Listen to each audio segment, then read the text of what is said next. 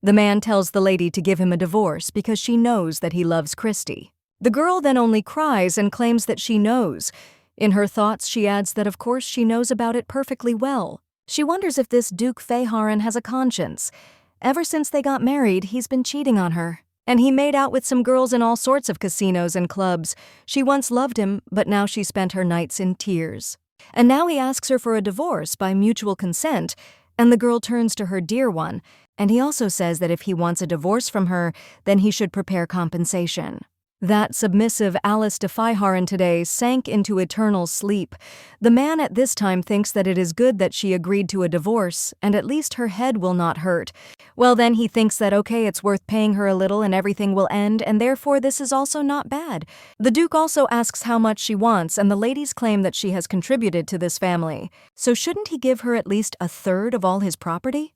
The man screams in shock, asking what she's talking about, and the lady understands that she won't let anyone hurt her anymore, and will also live its own life. A little while later, the girl looks out the window. She understands that there are happy memories associated with this place, but now she must leave. At the same moment, someone else knocks on the room, and the girl tells that person to come in. A maid comes in and addresses the mistress. This is the maid she brought with her when she got married, and Neri is the only one she could trust in this house. The maid says that she needs to tell the mistress something. The girl understands that 4 years were like hell, and in this place there was no one who would stand on her side, so what would she do without Neri? The maid claims that she heard the lady was going to get a divorce, and replies that it is true because she has already received a signature. Her interlocutor asks if she will leave from there, to which the girl replies that she will have to, and her maid says that she will go with her. Alice says that it is up to her to decide because she does not want to force the girl to follow her. But at that very moment, the maid cries out that she will follow her mistress because for her there is no more important person than her. The main character thanks the maid and offers to live together when they leave there. Alice also suggests that the girl no longer call her mistress, and the maid asks how then, to which the lady replies that she should call her Miss. The main character realizes that her name is no longer Alice de Fayharan because she has become Alice de Harpen again. A short time later, one of the men claims that he came on the Duke's orders to help with the division of property, and when the lady takes the papers in her hands, she asks if there is definitely a third there. The man replies that everything is correct and asks if there are any problems, after which the lady asks him to explain how he calculated this. Her interlocutor claims that there is 30% of the family's cash deposit there, and the girl wonders if by deposit he means cash that is in the bank. The girl also says that a third of the deposit won't work and thinks that it looks like the Duke decided to cheat. But what can she do because she's not one of those who can easily fall for such tricks? The girl claims that she clearly said that she wanted to be given a third of all the property, and the Duke agreed with this. Isn't this estate the jewels, the gold bars, and the grain reserves in the storehouse's property? The lawyer replies that yes, but says that in order to assess the full cost.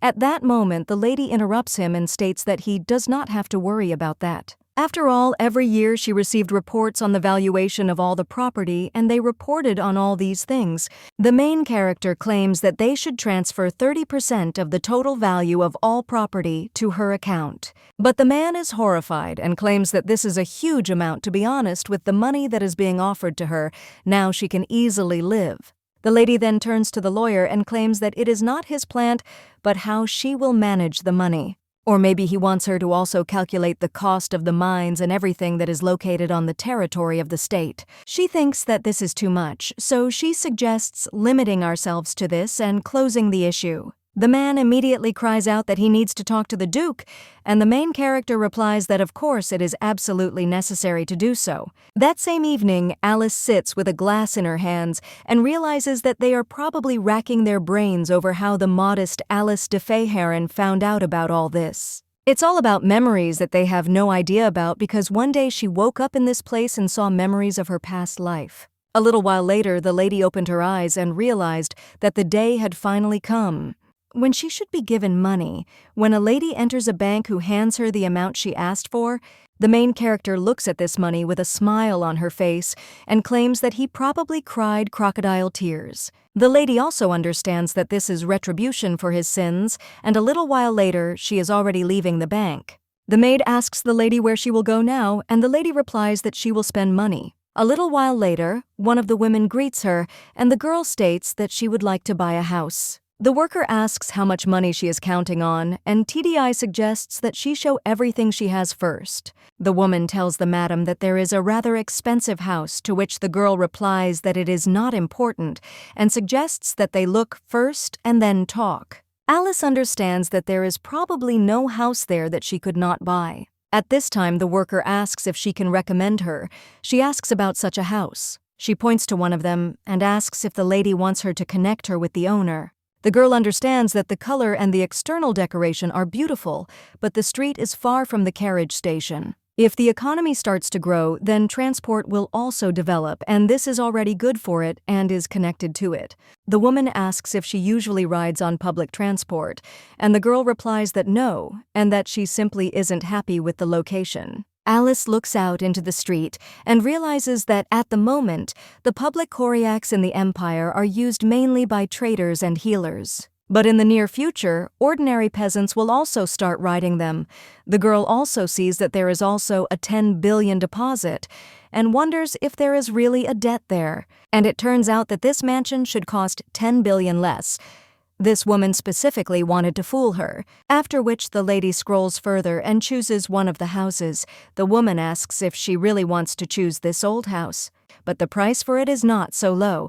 Alice understands that the station is closer, and the better the situation with transport, the faster the price for the house will rise. The girl says that yes, they suggest that they inform the owner and notify her of the results. The lady also understands that you should buy not what seems beautiful at the moment, but what has the probability of increasing in price in the future. If the house is valued below its value, then it will be a real success. A little while later, the maid says that Down so boldly makes deals, and she didn't even suspect that she had such a trait. The main character says that there is nothing special there. Alice understands that in her past life she worked as an accountant in a large company, and she understands such calculations. The lady looks at the other noblewomen and realizes that she too could do this once. Despite the fact that she was the wife of a duke, the property did not belong to her. So she lived quite modestly, but now everything can change. The girl turns to Neri, after which she even suggests going shopping. Her interlocutor asks if Miss really wants to go shopping, and the main character replies that they should get used to this, so let her follow her.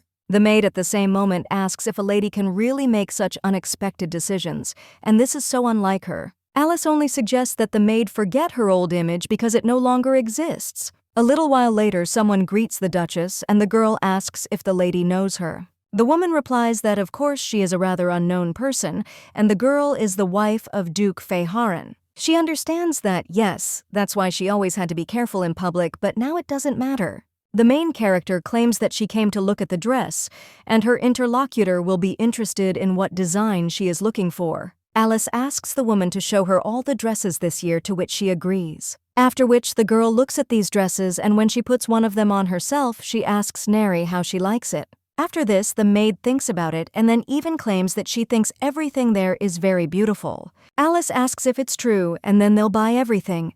The stall owner says, "Madam, what a wise decision that is." After which she offers to take measurements and screams that the lady is so thin, and also that she has just a perfect figure. A little while later, the main character comes out in a new outfit, and the maid is examined by Miss and admires her. Alice tells the woman to choose 10 different outfits for this girl, and the boutique owner screams that this is a great idea. The main character also claims that it seems the lady will no longer be able to call her Duchess. After all the divorce papers have already been signed, after which the girl shows her hand without a ring, and she claims that she is now Alice de Arpin. A little while later, the lady is already sitting at the table, and he asks how much money she owes, to which her interlocutor replies that it is 40 million denites, and asks if the lady wants her to send the bill to the estate. The main character replies that no, and she will pay with a check right there, after which she hands this check to the worker. And when she leaves, the woman thanks the lady for the purchase and tells her to come again. A few days later, she received a notice from a real estate agency stating that the owner wanted to sell the house. The girl immediately signed the contract and they agreed with Neri that they would start a new life with her. A little while later, the main character finds herself in the Duke's estate. The girl wonders if he really wants her to hand over her place after the divorce. But he behaves like a pig until the very end, and at that very moment the girl notices someone else. This woman asks who they have there, and she didn't even think that they would meet again in this place. The lady with red hair is named Christy Letton. This woman was the mistress of the lady's husband for 2 years and eventually became the reason for their divorce. Alice realizes that she is already behaving there as if she is the mistress. After that, she completely ignores this woman. But her interlocutor says that the lady should listen because she knows that the divorce papers have already been signed. But does she really still consider herself the Duke's wife? Alice asks what's wrong with Togo, and the woman claims that she's asking about the person. The one who is thrown out of the house with all his belongings dares to ignore the words of other people. The main character claims that everything is correct and they got divorced, after which she even smirks. And she claims that now her interlocutor will live with this scum, so there is no need to pester her. Christy at the same moment screams, "How dare she speak like that about the Duke?" But after this, the lady only starts laughing and wonders if her interlocutor is really thinking that a man who cheated on his wife will be faithful only to her. The lady with red hair claims that Alice's life is ruined, so she decided to say nasty things to her as well. Well, the main character replies that these are not nasty things but warnings. Although this no longer concerns her, she also says that the Duchess should be happy and leaves her. The lady understands that now she really leaves this estate without regrets. A little while later, the maid turns around in front of the mirror and asks the miss how she likes this dress. The main character replies that she is a beautiful maid and says that she likes it so much that she never thought she would ever wear something like that. Alice says that maybe she should try on her dresses, to which the girl replies that yes, and then they, together with the boutique owner, claim that it is simply perfect and the lady looks beautiful again from head to toe. Alice thanks them and claims that it is all thanks to her outstanding abilities. But at that very moment, the lady realizes that something is missing and turns to Madam, and also asks if she can recommend any jewelry store nearby. A little while later, the girl enters it, and one of the workers greets her. Alice says to show her the jewelry agrees to something, and the maid asks the miss how much she wants to buy. The lady replies that she will buy whatever she likes, after which she asks to be shown all the decorations. A little while later, the girl is already sitting in front of boxes of jewelry, and the man asks if she really will buy all this. The main character replies that yes, and she would like to look at other jewelry. After which the lady sees another one of them and claims that she wants this decoration. The shop owner points to the decoration nearby and asks if the lady is talking about it, but the girl replies that it is nearby. At the same moment, someone else takes this decoration in his hands and claims that he will take it. Alice thinks that he should wait and what's the matter, after which she apologizes and claims that she chose it first. Her interlocutor claims that he doesn't even know, and it seems to him that it was he who chose this decoration first. The main character replies that no, and the hostess misunderstood her, but her interlocutor claims that it is the people's mistake that she explained it to the hostess incorrectly. Alice understands that he is shifting the blame onto the woman and then completely understands that this decoration will belong to her. One of the workers at this time claims that it seems that this gentleman made the choice first and that they will have to give in to him. The man asks if they see, because the owner himself confirmed, hey, the girl understands that he is probably a regular customer, but she can't contradict the words of the owner. The worker at this time wonders whether they will consider that the master takes him. After which the main character says okay and let it be. So, then let them give her only what she asked for before. After which the worker hands it to her, and when the lady leaves the boutique, they look again at the guy with blonde hair. Seeing his smug grin, the lady thinks how impudent he is and she hopes that they will never see each other again. A little while later, someone screams, how dare she barge in there, and the girl is so shameless. The man claims that he no longer wants to see people like her in his family, and the lady replies that she is not going to live there.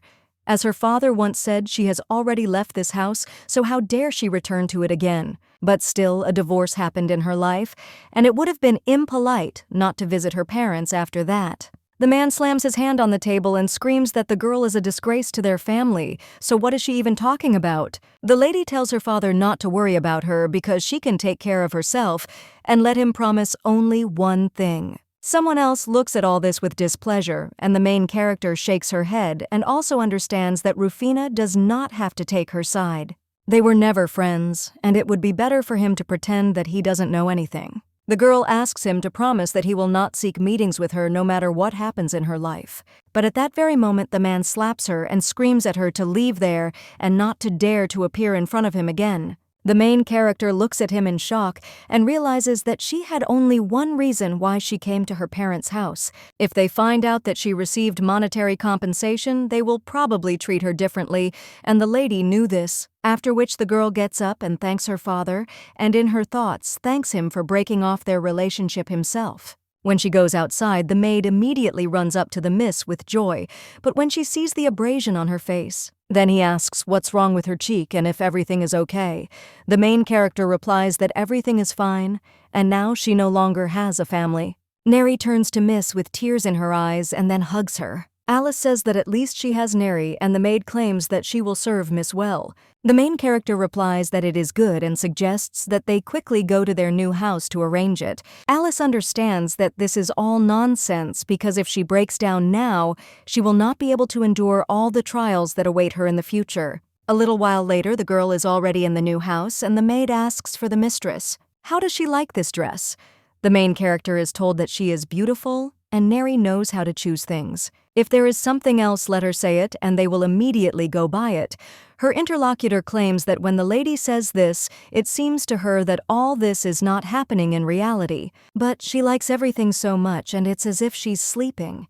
The main character lies down on the bed and claims that she likes it too, and she even thinks about why she lived like that before. The girl also asks if she needs to buy anything else, and then she remembers that piece of jewelry. Alice claims that the necklace was so beautiful, and the maid asks, is she really talking about that very necklace? She wonders if there is another one. The main character at that very moment gets up from the bed and screams that she can order it from some master. A little while later, the lady is in town and realizes that after she paid the jewelry store owner 30 million denites, he told her about the jeweler who made that necklace. When the lady approaches this place, she wonders if this is really the alley with the workshops. A little while later, they knock on one of the doors, and when they open it, they wonder if the master really lives in such a place. The girl then apologizes and asks if Mr. Harley Penson is there by any chance. The man replies that there are no such people, and a little while later, they are already going from house to house asking about this man. The lady realizes that she has reached the last workshop and asks that it be him. At this time, the man asks who she is, and the lady asks if Harley Pennant is there by any chance. Her interlocutor then asks why she needed him. A little while later, they are already sitting at the table. Alice understands that he looks wary because some strangers who know his name have come to see him. The girl says that she would like to make an order because she saw the necklace he made. That's why she came there. The man asks if this is a personal order, to which the lady replies that you can say that. Her interlocutor says that he has not had any personal orders so far and asks what kind of product she wants. The girl replies that she wants that necklace and chain, let him make it thin out of silver and insert a large diamond in the middle. She will find the stone herself, after which the man asks, what about the deadlines, to which the lady replies that there are no deadlines. After all, what matters to her is not the speed, but how artificially the necklace is made. The man then answers that yes, and he will do everything as the lady asks. Alice asks what fee he usually receives, to which the man replies that the average price is 200,000 denites, and he can make about 10 items per month. The girl is surprised by this and wonders if it is really only 200,000. She also understands that it takes at least 3 days to make a necklace or ring. Since he says that he never has orders, that means he only gets 2 million a month, which is too little if you take into account the time he works. Alice asks if he can take more, to which the man replies that in that case there might be no work at all, and then he would fall into an eternal sleep from hunger. Besides him, there are many other masters who work for the same fee. He cooperates with several companies, but no one pays more than this amount, and if he names a higher price, then he will not have an order. The main character understands that it is absurd that she sells jewelry for several dozen times more than this amount. Jewelry stores are simply exploiting the craftsmen, and they have formed cartels for their own benefit. The girl thinks what evil people they are, after which she screams that she will give him 5 times more. Her interlocutor is surprised by this, and the lady says that in return he will make not only this necklace. After all, she wants him to take all her orders from now on. The man asks what the reason is. The lady shakes his hand, and he claims that this is the real price of his work. A little while later, the lady is watching in her office. The girl understands that there is probably a way to break this system. In the jewelry business, the material is of course important, but the most important thing is the craftsmen themselves, because unprocessed stone is nothing special. If she raises wages and hires all the jewelers, other firms will no longer be able to exploit them. The girl understands that she will create her own monopoly, and maybe it's worth trying because she has enough capital even if the business fails. She is already tired of just wasting money, and so she will try to do something worthwhile. Not what they tell her, but what she likes herself, and then the lady is going to go somewhere. The maid asks where Miss is going. The lady replies that she is going to do interesting things. The maid at the same moment asks the miss how her breakfast is, but she just leaves. A little while later, the girl again finds herself in the neighborhood where the jewelers live. When the man opens the door, he asks who is there, and the main character greets him. Her interlocutor asks if she has already found the stone, and the lady replies that this is not the issue. After all, she needs his help and she would like to meet with the capital's jewelers. After 1 week, the lady already gathers them in one room and thanks them for coming. The girl says that they probably already heard from Mr. Penson that she gathered them all because she wanted to meet in person. The jewelers look at her a little puzzled, and the girl says that if they work together with her, she will pay them 3 million denites for 3 orders per month. In addition, for additional orders, she will pay 5 times the standard price. One of them asks if she can be trusted, to which the other replies that he doesn't know and offers to listen to what she has to say. The girl says that naturally, depending on their personal achievements, it will be possible to negotiate and increase the payment. One of them at this time asks if the lady can handle this, to which she replies, of course. And on top of that, she will pay for repairs to the workshops if necessary and buy new tools. The jewelers immediately thank her, and one of them claims that this is the first time they have been treated so well. So they will try their best and let him try to trust them. The girl claims that she is addressing them as they deserve it, that's all. After which she asks to sign a contract for 3 years. A little while later, someone knocks on the gentleman's door. The man tells him to come in, and the servant immediately tells his lordship that he has received a letter. The man asks if it is from relatives, to which he replies that no, it is from a stranger, after which he nods. This man is Duke Rumier. He also wonders if this could be an investor. It would be nice if it was an influential person.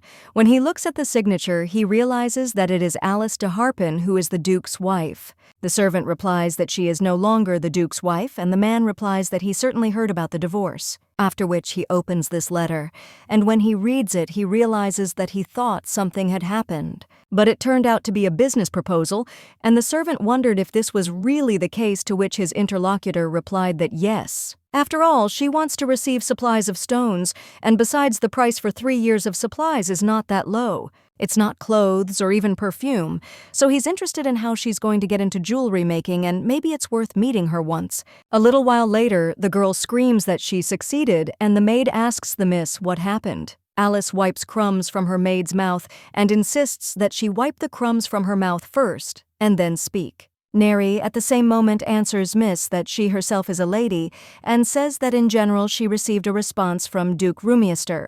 He is the owner of the largest mine in the empire, and the man said that he was going to meet her. Her interlocutor at this time says how great it is because the lady thought so much before sending him a letter. So she will go to the meeting right now, to which the girl replies that she would like to, but they agreed to meet in 3 days.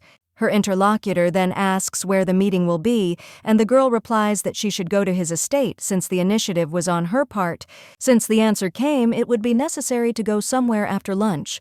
The woman asks where the lady is going, and the meeting will be in 3 days. The main character replies that we need to research the market, and my interlocutor asks what this means. A little while later, Alice goes into one of the shops and states that she would like to look at the watch. The lady understands that she needs to behave naturally as usual while shopping. The girl realizes that there are mostly necklaces there, followed by rings. Alice says that they have been making such beautiful watches lately, and many people are probably buying them too, which the woman replies that, well, they are inferior in sales to necklaces and rings. The watch is a secondary product, and the girl asks if this is true, and yet the necklace was shaved off by the most popular phantoms. To which her interlocutor replies that this is true because older generation aristocrats prefer them. Alice understands that this is very useful information, and a little while later, someone shouts, "Greeting, madam." The woman asks if there are any new decorations, and her interlocutor replies that of course there are. And since Madame personally comes to their shop, they have prepared the best jewelry in advance. The girl understands that, as the owner said, aristocrats who are about 40 years old come there, after which she turns to the saleswoman and tells her to give her the product she was looking at. A little while later, the lady is already walking down the street and realizes that jewelry is usually bought by aristocrats aged 40 to 50 years. They prefer diamonds, sapphires, and rubies. Among jewelry, the necklace is in first place, as well as rings, bracelets, and watches. The girl also understands that it would be a good idea to open a private shop, and at the moment, jewelry stores use the services of distributors for the processing of precious metals, which is why the prices are so high. It is necessary to reduce distributor costs and increase personal benefits. A little while later, the maid comes into her mistress's office and asks the miss what she is writing so intently. The girl replies that she did market research and is now drawing up a document based on her observations, and it is something like a business plan. The maid screams that the more she looks at her mistress, the more she admires her. At this time, a man approaches one of the ladies and hands her some kind of box, and also says that it is for her. The girl turns to her brother and asks what it is. The man replies that it is a birthday present, and when the girl opens the box, she screams how beautiful it is, and it's the first time she sees such a beautiful necklace. He probably had to try hard to choose it to, which the man replies that it is natural. And he tried very hard and even had a fight. And his sister wonders if he really had a fight with someone. And his brother replies that some girl started saying that she chose the jewelry first, and she demanded to give it to him. He obviously captivated her with his charm, and the necklace went to him. His sister asks if he is talking about charm, and realizes that her brother is telling strange stories again. The man claims that there is no girl who could refuse him by looking him in the eyes. The blonde understands that for her, this man is a caring and handsome brother, but sometimes this incomprehensible self-confidence in him is alarming. The girl turns to her brother and asks if he wants to say that he took this necklace by force, to which he replies that no, and on the contrary, it was the lady who resisted and did not want to give it up, after which his little sister says that her brother must have had a hard time. She also wonders who that girl was. The guy at this time remembers how the lady looked at him and then left completely and claims that she looked like a squirrel. In his thoughts, he adds that she is a little cute, but at the same moment, his sister asks if he is talking about a squirrel. And the guy tells her not to think about it and decides to change the subject by asking if everything has been okay with her lately. The girl replies that of course she is fine and understands what it means that she was a beautiful girl if her brother had such an expression on his face.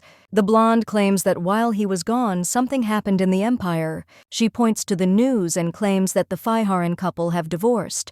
The man thinks how surprising it is that a family with such a long history in the duchy would have a divorce. After which he throws the newspaper down and says that, more importantly, he would like to hear his sister's story. A little while later, he asks from there if the lady has arrived, and the main character gets out of the carriage. After which she approaches the Duke's office, and the servant informs that the master has a guest. The man approaches Miss Harpin and says that they haven't seen each other for a long time, and that he also received her letter. The girl claims that it is her duty to see him again, and understands that he called her Miss Harpin because he may have decided to show politeness. The man claims that he replied to her in a letter that he would like to see her, and the girl says that, on the contrary, she is grateful to him for the invitation. The lady claims that she wanted to show him the business plan she had drawn up, and the man says that she had even prepared one. The girl says that she thought it would be better to show it once than to explain every detail. The man looking at this plan claims that the content is written very clearly. The main character understands that her experience as an accountant in her past life, where she had to constantly make reports, helped her. He also asks if the lady wrote about the finishing workers and asks if she has recruited a sufficient number of workers, to which she replies that she has, after which he suggests checking the report on the working hours of the craftsmen, the average time it takes to make jewelry, and also the hourly pay. The man claims that this is probably the lady's first experience in business, but she prepared quite carefully, after which the girl thanks him for the compliment. She also extends her contract terms and claims that she has specified the types and volumes of stones she needs, as well as the delivery dates. The main character watches him read this, after which the man asks when he regrets and wants to start a business. The girl replies that she is going to hire people as soon as she receives permission from the department, and that preparation will most likely take several weeks. After which she also turns to his lordship and asks if there are any problems with the contract. A little while later, someone says how great Christy is. The woman says that she gave one because she practically did nothing. She understands that she had to be in the role of a mistress for 2 years, and this of course infuriated her. A while ago, someone claimed that she was an illegitimate daughter, but she looks pretty and she took after her mother. When she grows up, she will be the mistress of some second-rate aristocrat. The girl with tears in her eyes understood that she also wanted a good life. I wanted to hold my head high and enjoy everything that married ladies had.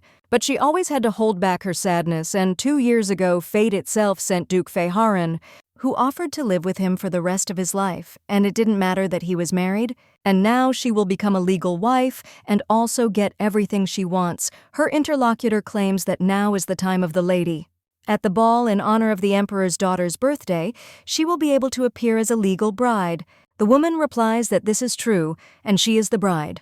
The main character is still talking to the Duke at this time. The man replies that there are no problems with the contract, and to be honest, he is satisfied with the proposed price. And looking at all this interest awakened in him, only the problem is in the volume of deliveries. The lady is just starting this business, but the requested volume of stones is too large, and her production volumes may be less than the amount of stones he is requesting. The main character understands that she had researched the volumes of raw materials extracted in his mines in advance. The man claims that this is not the case, but for such large deliveries he will have to refuse deals with other clients, and such a decision entails risks. The girl says that if she offers him better conditions than other clients, he won't have to worry about them anymore, unless it's related to his moral duty. The man replies that naturally it is not a matter of morality, but he has no guarantees that their deal will be long-term. Therefore, he cannot help but worry, and the main character says that in this case he has nothing to worry about. The girl claims that she not only conducted a market analysis, but also prepared an estimate for the delivery of goods and even recruited a staff. She does not just ask him to believe in her, but asks him to believe that the content of her report and business plan is reliable. The man then asks if he can believe her words, to which the lady replies, of course. After which he promises that he will not regret. The Duke, with a smile on his face, says what a funny lady she is. And he hasn't met such self-confident people for a long time. The man also says that it's good and he accepts all of Miss Harpen's conditions. The girl wonders if he accepts them all unconditionally, and wonders if he doesn't even try to negotiate. Her interlocutor claims that he simply decided to trust her self-confidence, and by the way, he is quite good at understanding people. Alice thanks him for his trust, and the man claims that he is grateful to her. After which they shake hands and proceed to sign the contract. A little while later, someone claims that the Duke looks cheerful. The man replies that yes, and he hasn't experienced such emotions for a long time, and it also seems to him that they will be good partners. There is a certain power in the sparkle of her eyes, and naturally not only that, the butler asks what else, and his master claims that he would like to become her close friend. He is not interested in whether he really likes this girl. But at that very moment, his master cries out, "What is he talking about?" After all, he wants to get to know her in terms of business and purely human terms. The palace Q then says that it is good about his master and states that from now on he will see her often. So let him not think anything like that what he agrees to. A little while later, the main character is in her estate, and when she cuts the roll, the maid claims that this is the same roll from the famous bakery on Pifina Street. The girl replies that this is true because she signed a lease agreement for a store on Piffin Street. The maid wonders if this is really the case and claims that the jewelry stores are mostly located on another street. Alice replies that there are already a lot of regular customers there. If she opens another jewelry store, there she won't be able to cope with the competition, although sales are not that important to her now. The girl claims that the most important thing for her is that customers remember her store. Aristocrats usually frequent restaurants and cafes, and it is also a place for ladies over 40 to hang out. Who are the main clients of jewelry stores, and after spending money on people, they feel relaxed. Therefore, there is a high probability that after a restaurant or cafe, they can continue their communication while shopping. Her interlocutor tells the miss that this is an ideal plan, and the girl says that she will try there, and if it doesn't work out, then she can always move to another place because she has a lot of money. After this, the maid asks what the mistress will name the store, and most importantly, the heroine thinks if there is some special name, after which the girl remembers all the moments in her life and how she cried in the duchy, also how she left her and bought herself a new house, and also spent fun time with Neri, after which she claims that she will name the store La Vie Belle. Her interlocutor asks what this means, and the lady replies that it means life is beautiful. When they finish eating, the maid asks to bring the lady some fruit, to which she thanks her. The girl understands that she needs to think carefully about the brand and wonders how much more she needs to spend to open a store. Neri replies that to begin with, goods worth approximately 10 million denites will be needed. Interior lighting signage, interior will cost 2 million there. Glass turns out to be more expensive than she thought, after which the main character pats the maid on the head and thanks her. She also claims that Neri helps her so well, so she feels even more confident. The maid also screams that, no, this is all the merit of the miss, and she is simply doing what she entrusted her with. The main character then looks at her maid's hands and realizes that she cannot ask Neri to do absolutely everything. After which she takes her cape, and the girl wonders where she is going down again. The main character says that there is no social package there, and when the woman asks what it is, her mistress claims that she will come soon. And then he leaves, and the maid realizes that her miss is not even tired after all these things. Walking down the street, Alice understands that in this world, it is impossible to find information on the internet, so she needs to go and find out everything herself. A little while later, the girl asks to be given today's newspaper, and the man asks if she really wants to read the newspaper, after which he gives it to the lady and the girl thanks him. A little while later, the main characters are already sitting at the table. She reads that ordinary workers receive about 1 million and 16 million, and as she thought they pay little, and there is a lot of work. The girl also thinks that if they pay a lot for a small amount of work, her interlocutor answers that no one will refuse such a thing, after which she also gives Miss a shoulder massage and asks if she is having a hard time. The main character thanks her and claims that she is physically a little tired, but it feels like life is boiling inside her. She lived for so long and didn't know what it was like to be free, and thanks to the divorce, she now has such a wonderful life. Therefore, one must be grateful to the ex-husband. The maid then screams how the groom can talk like that, to which she replies that it is a joke about her interlocutor claims that such jokes are not funny at all. The lady understands that she received huge compensation after the divorce and began to live freely. But he has been lowering her self-esteem for so many years that she can't get all the evil he did to her out of her head. The girl understands that it is time for revenge. How much time later does the main character suggest that the maid sort it all out? She also says that Neri will write down the names of those who pass the interview in order, and it would not be a bad idea to write down a short opinion. The girl immediately agrees and tells the miss that she will carefully observe everything and write it down. At the same moment, the first candidate enters the room and the girl greets him and asks if he came for the interview. A little while later, they are already finishing up with an interview, and the lady claims that they will contact him after checking. After which several more candidates arrive, and when the lady says goodbye to the next one, he thanks her for coming and claims that they will report the results within a week. They also do this with a few more, and then one of them comes out, and the maid tells the miss that there were already 10 people, so it looks like their store is popular. She didn't even think that so many people would come, after which the main character thanks Neri and says that if it weren't for her, she would have had a hard time. At the same moment, someone else comes into the office and greets them and also asks if the interview is taking place there. You shop La Vie Belle.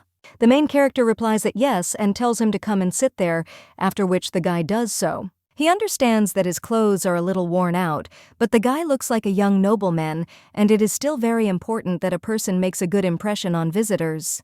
The girl then asks what his name is, and when the guy mumbles something, the lady asks if he said that his name is Aji. The young man replies that yes, and everything is correct, after which they conduct an interview, and a little while later the main character thanks him, and also claims that they will report the results next week.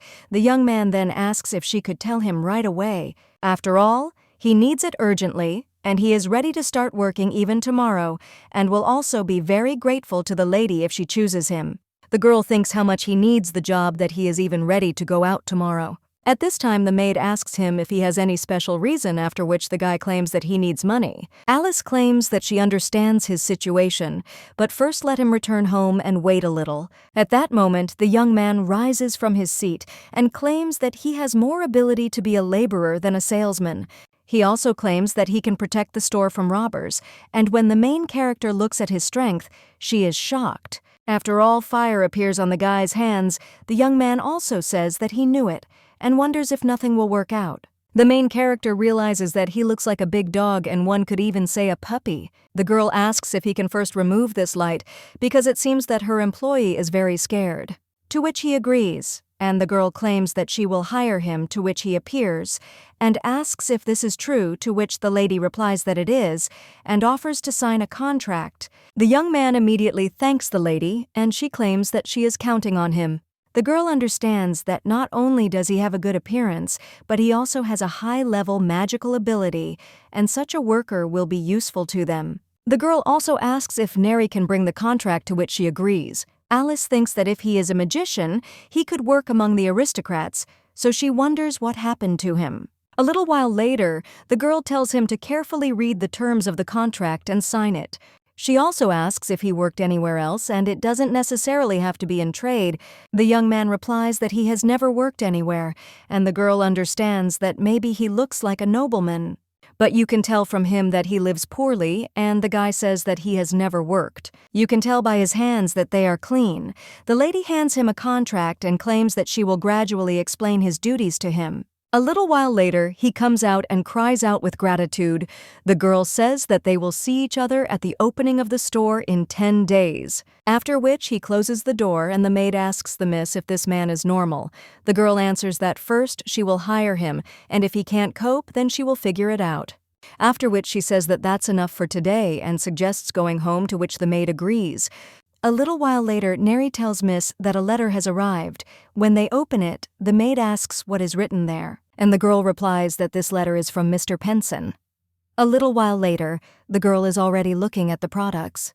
She immediately takes Mr. Penson by the hand and claims that he is the best because it seems to her that there is no one like him in the world.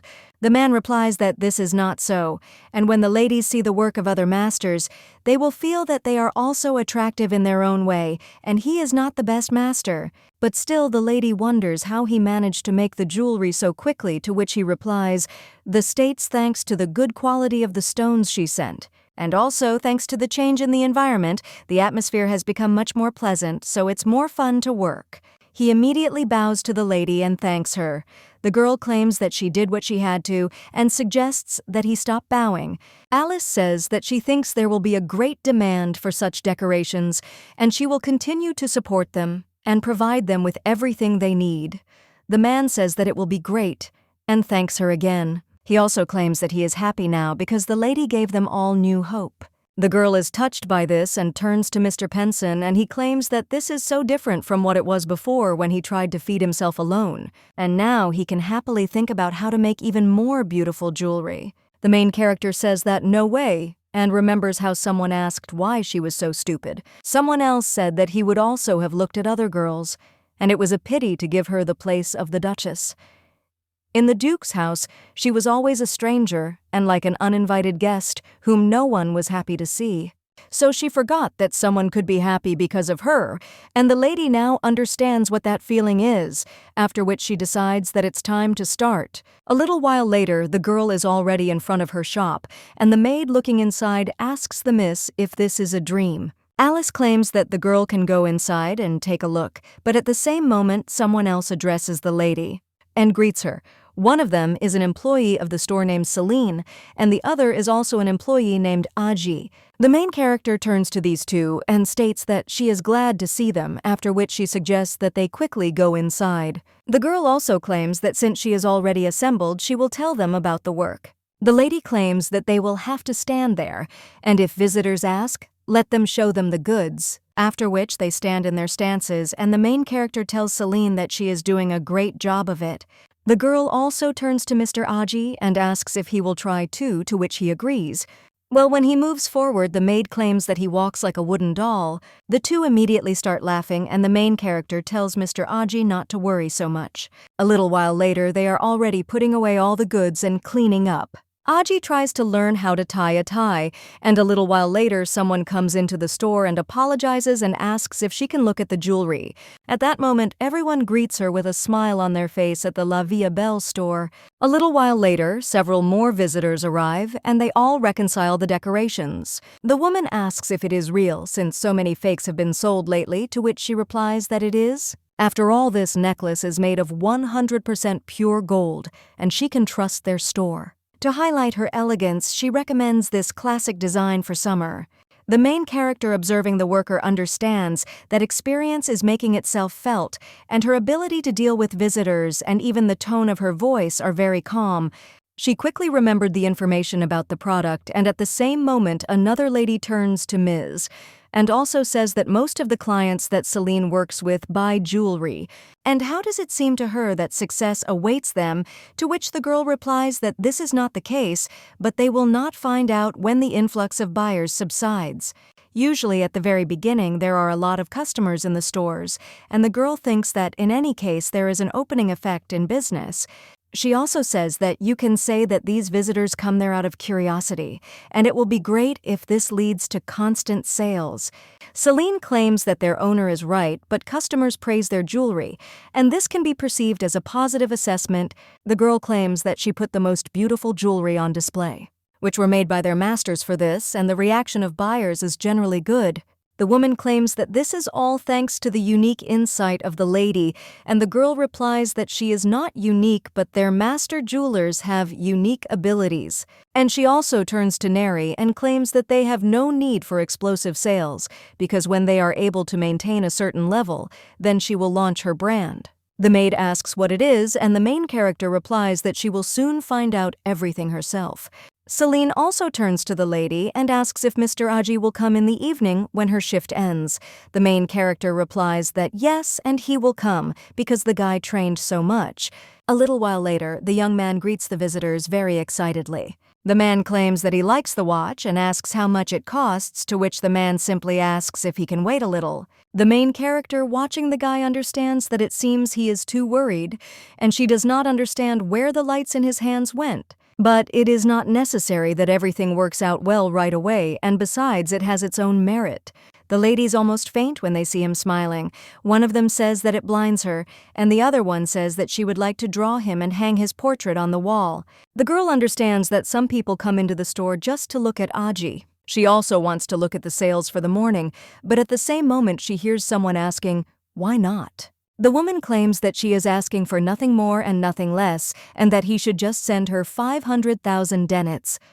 She also asks if it is really that difficult. Aji doesn't even know what to answer, but at that very moment someone apologizes to the lady. The girl claims that this person is an employee of the store and therefore has no right to make discounts without permission. She is the owner of the store, so let the lady talk to her. The woman says that if she is the owner, she can give her a discount, after which the main character understands that it is like a fight. But in order to convince the client, you can't take the position of this, and you have to be as friendly and kind as possible. The lady says that before talking about the cost, first let the lady see how much this necklace emphasizes her beauty, and whether this is not the most important thing. Alice understands that she needs to be distracted so that she no longer gets hung up on the price. She has a bright enough appearance and is worthy of wearing jewelry for such a price. The woman then talks about a necklace that suits her appearance, and the girl understands that she needs to lower her guard with compliments. Her interlocutor claims that there is some truth in these words, and the main character understands that she knew it. She also mentally thanks the lectures on marketing that she attended at the university in her past life. However, the woman still says that the price is still a bit high.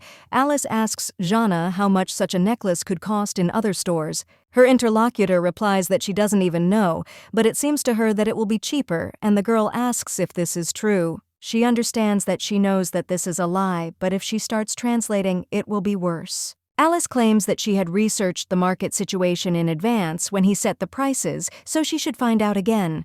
The girl also says that Mr. Aji will have to go to the neighboring store, but the customer says that this is not certain. After which the main character claims that, of course, as she said, similar jewelry can cost less in other places. However, there is a big difference in details between similar-looking products because their goods are decorated with precious stones.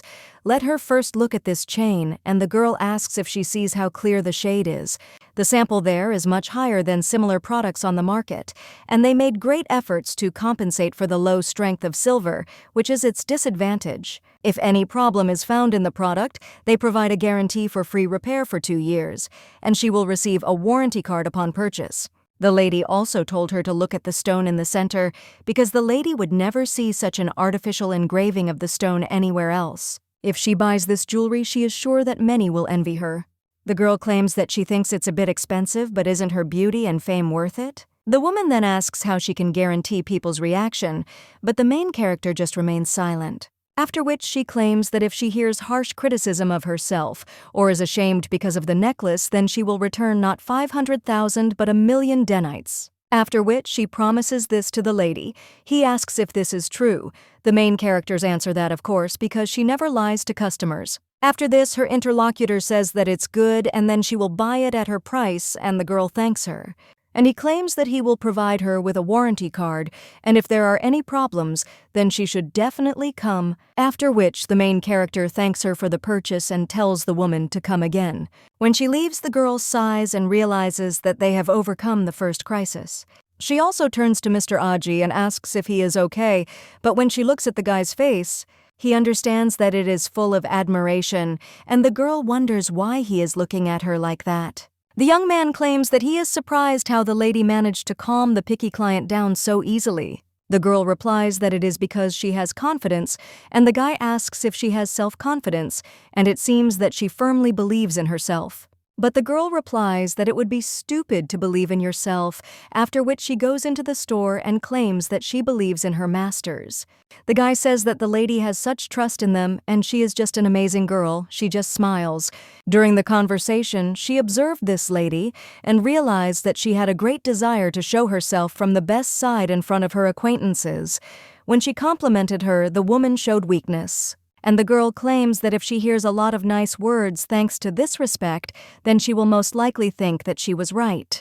The girl also claims that business is not just selling a product, but rather gaining the buyer's trust and the ability to change the minds of even the most fastidious customers.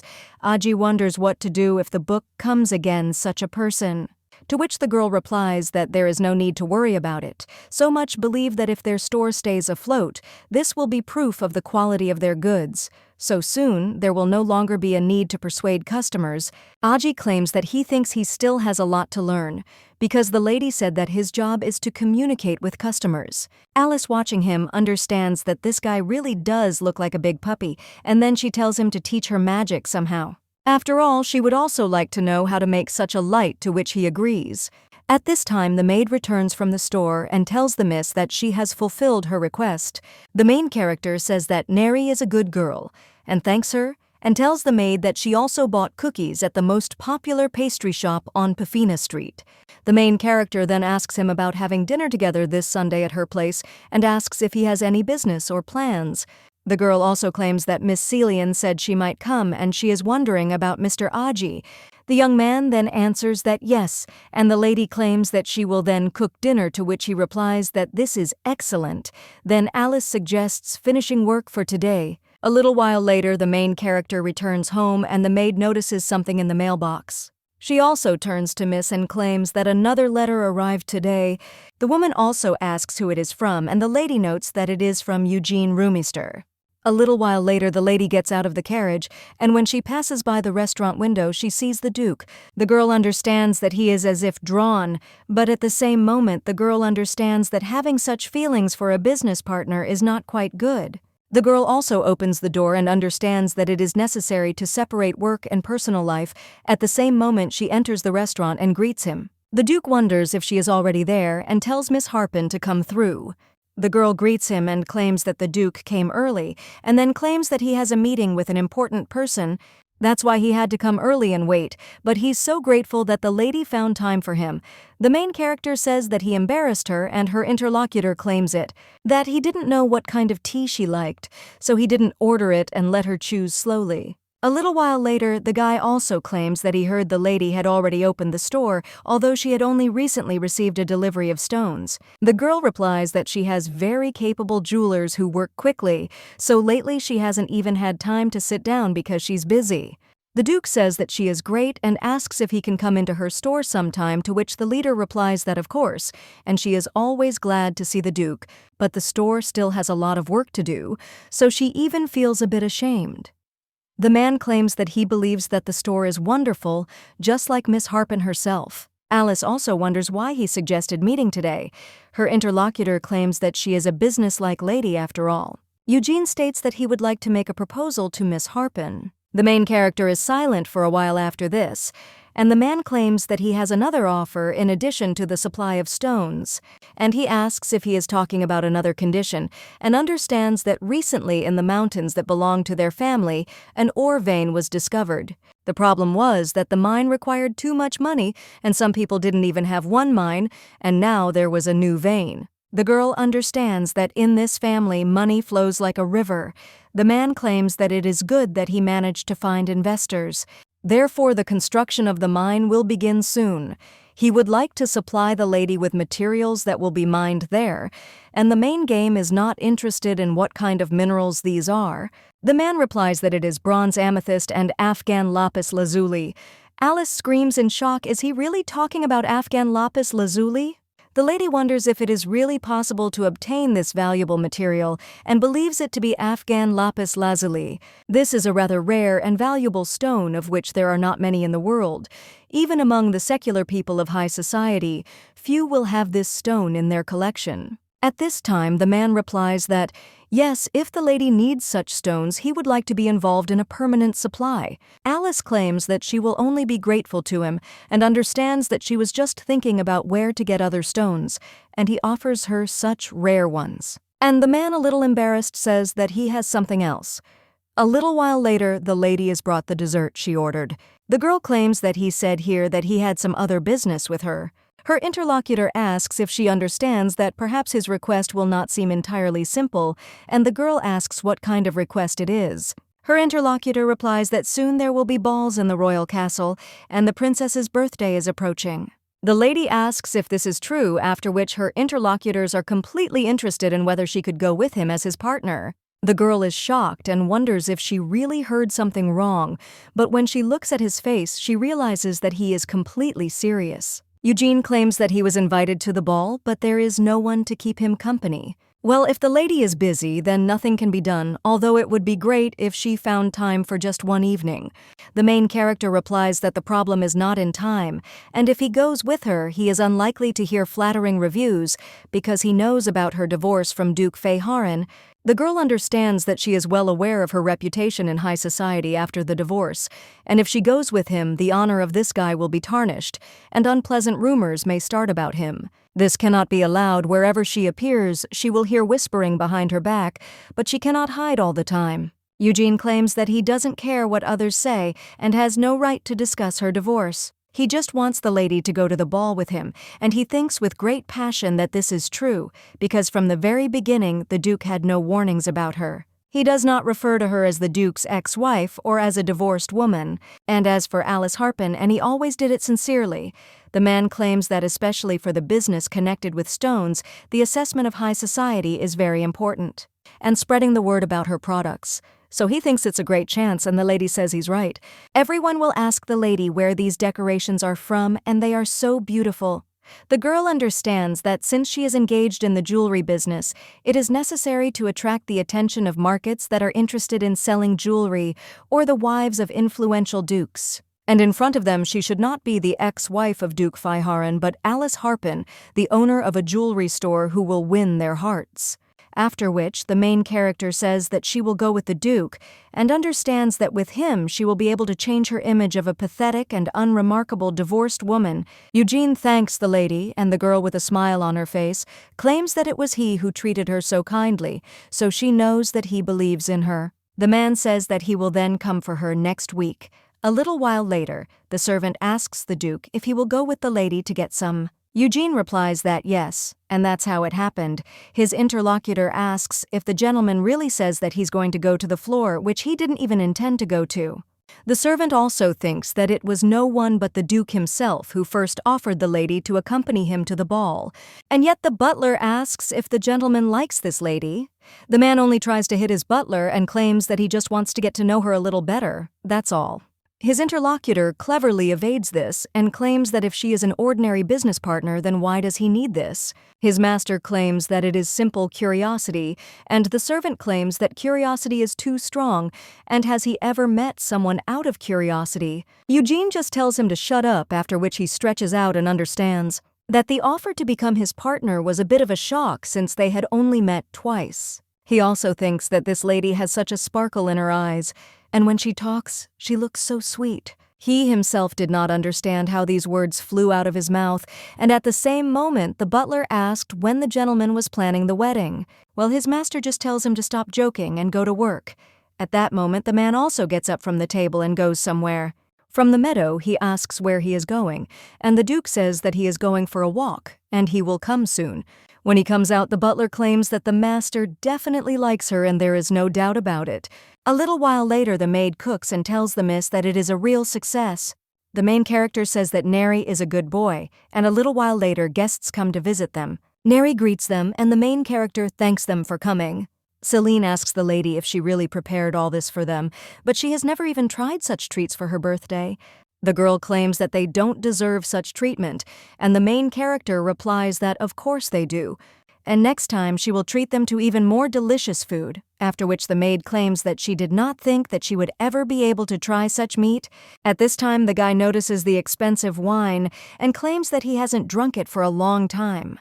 The maid asks him what he's talking about since this is the first time she's tried this kind of wine, and it seems that Mr. Aji understands them too, which the guy replies that he just happened to try it once. At this time, the main character says that the food will get cold, so she suggests that they all sit down quickly.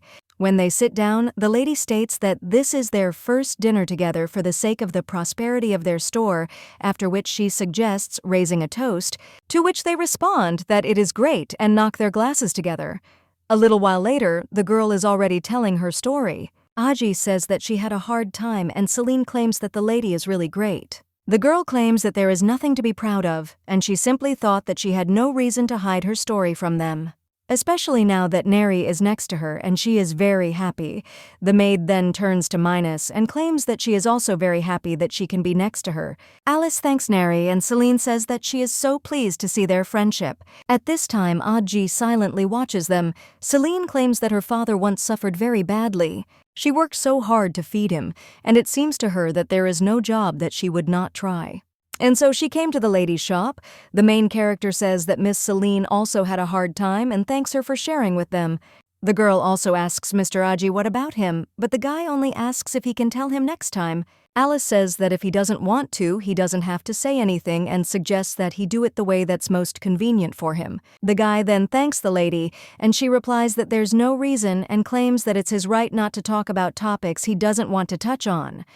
On the contrary, it's her mistake that she asked without thinking. The lady realizes that she was so impressed by Duke Rumier's delicacy when she told him her story, and now she herself has shown carelessness. The maid at this point decides to change the subject and claims that they have good news. The main character claims that the Duke will now additionally supply them with very rare stones, and the maid adds that their mistress will also go to the ball in honor of the princess's birthday. Aji says that it is really very joyful in news, and he congratulates her.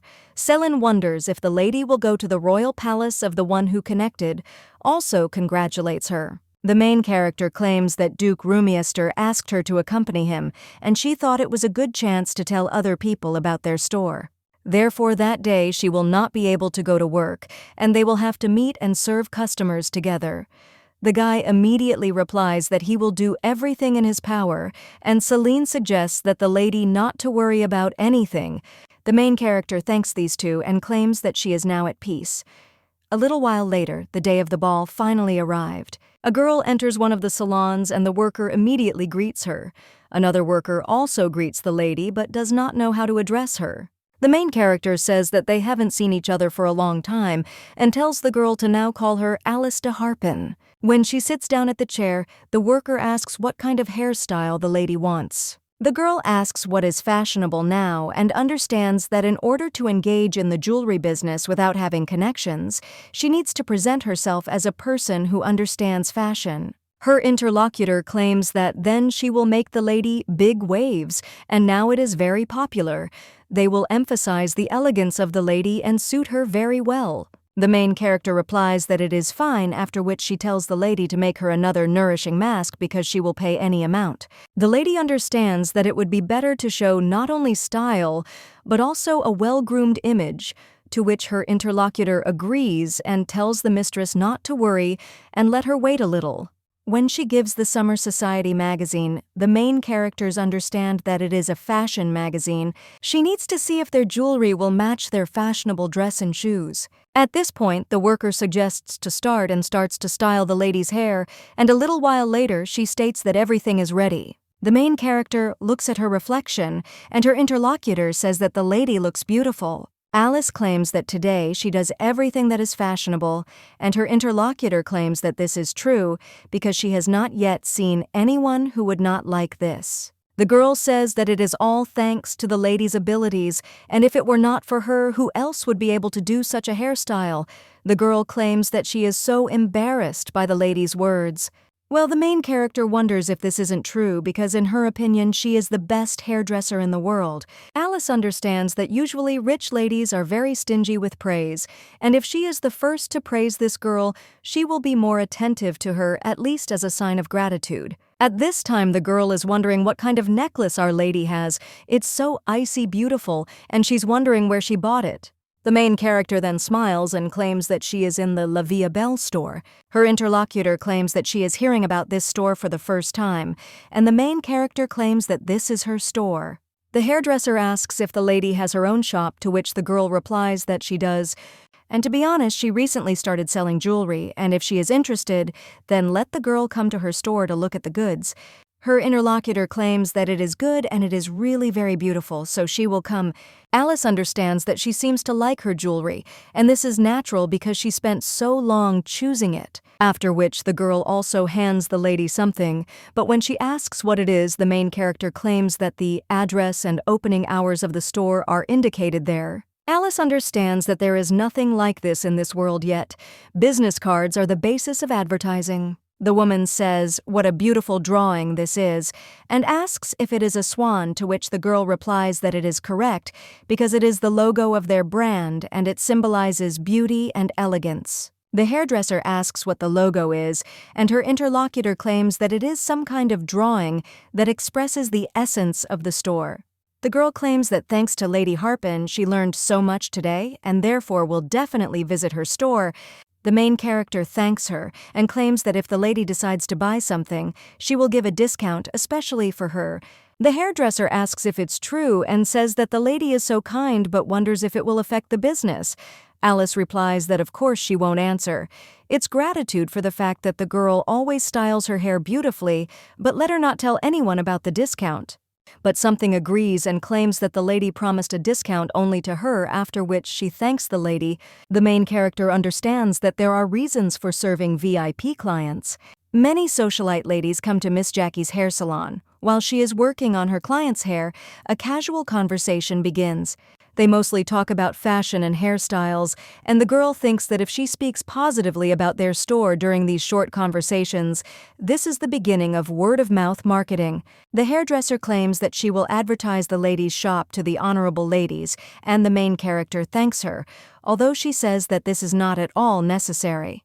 The girl understands that in such moments it is important to show a restrained reaction so as not to look like a saleswoman, and when she hands over the payment for the styling, the girl claims that she gave too much, and the main character claims that it is a tip, so she should not refuse and accept it. Alice understands that if she pays generously on top, it will be an excellent way to win the favor of the service staff. When she leaves, the girl thanks her, and the main character thinks that it is not worth regretting the small investment in image. A little while later, the girl sees a carriage driving up to her house, after which the Duke gets out of it. When a man sees Miss Harpen, he says with a smile on his face that she is already there. The girl thanks the Duke for coming, and he claims that the lady looks wonderful today. Alice claims that since he thinks so, it calms him down, and to be honest, she was very worried. The man says that in his opinion, the lady today is the most beautiful lady of all, and that is true. Alice wonders how he understood this, and her interlocutor says that if she is interested, she can check it personally, after which he offers her to go, to which the lady agrees. A little while later, the man is already getting out of the carriage. When the main character is also about to leave, the Duke tells Miss Harpen to hold his hand. The girl realizes that for the first time she went to a ball holding the hand of a man who was not her husband. But she didn't even realize that her husband was trash that couldn't be recycled. She was just happy that she could hold the hand of her beloved. A little while ago, when she was getting out of the carriage, the man simply asked what she was digging around in there, and this guy tells the lady not to rush, and the girl understands that now everything is different. When she leaves, she understands that now she has to get used to this kind of treatment. The Duke at this time suggests that she go, and the ladies answer that yes, and they can also go inside. A little while later, someone whispers that this woman is really the wife of Duke Faheren, and another claims that he divorced her, and when the Duke turns to the lady, she replies that everything is fine and understands that she was ready for this. When she arrived there, everything turned out to be not so bad, and when they go inside, the aristocrats ask what all this is about. And also, what does the Duke do with such a woman? Eugene turns to the lady and says that if she feels discomfort, then let her tell him. The girl understands that she needs to pull herself together because her goal today is to show everyone her jewelry. The necklace, earrings, and brooch need to be clearly visible. After which the lady tells the Duke that she is fine because everyone has already started dancing. The man realizes that this lady is amazing after all, and then he takes the lady by the hands. And he claims that he trained at home for this day. The girl wonders if he was rehearsing the dance. And her interlocutor replies that of course, because he came there with such a beautiful lady, so he had to prepare fully. He also asks if the lady would like to dance with him. The main character's ex at this time turns to his row and offers to dance. Christy agrees to this, but at that very moment someone says to look at these two, how well they fit together, and Christy says that it looks like there is some kind of funny spectacle there, so she goes to see it. Well, when she comes closer, she thinks what this woman is doing there and why she is with Duke Rumier. The woman thinks how she managed to hook him and when, but she thought that she was walking around and didn't even dare raise her face. At the same moment, her future husband asks what Christy is staring at, and the woman tries to block his view and says that it is impossible. After which, the man sees his ex-wife dancing with another man. Christy suggests that he go somewhere else. Well, the man just pushes this girl away and looking at the main character thinks, was this woman really that beautiful and what was she doing with Duke Rumier? Christy at that moment screams at the Duke and asks who he is looking at so intently. The man claims that the thing is that it is strange because he has never seen Duke Rumier with ladies, and it's just unusual, so he doubted it. Christy claims that this woman is acting on her head. She dared to seduce an unmarried duke. The man replies that this is true and realizes that he forgot to mention for a minute that she dug up a third of his property. Christy insists that there is no point in paying attention to this woman and offers to dance, to which her interlocutor agrees. He also understands that there are a lot of women around, so he won't waste time on her. At this time, someone else is watching them from the balcony. When the dance ends, the Duke asks if the lady liked it. And the main character says that she didn't know that the Duke dances so well and that he's just great. The man claims that he is glad if she liked it and asks if she would like to dance again, to which the girl replies that she doesn't even know because she is a little thirsty. Then the guy invites her to have a glass together, and when they approach the counter at that very moment, someone turns to Eugene.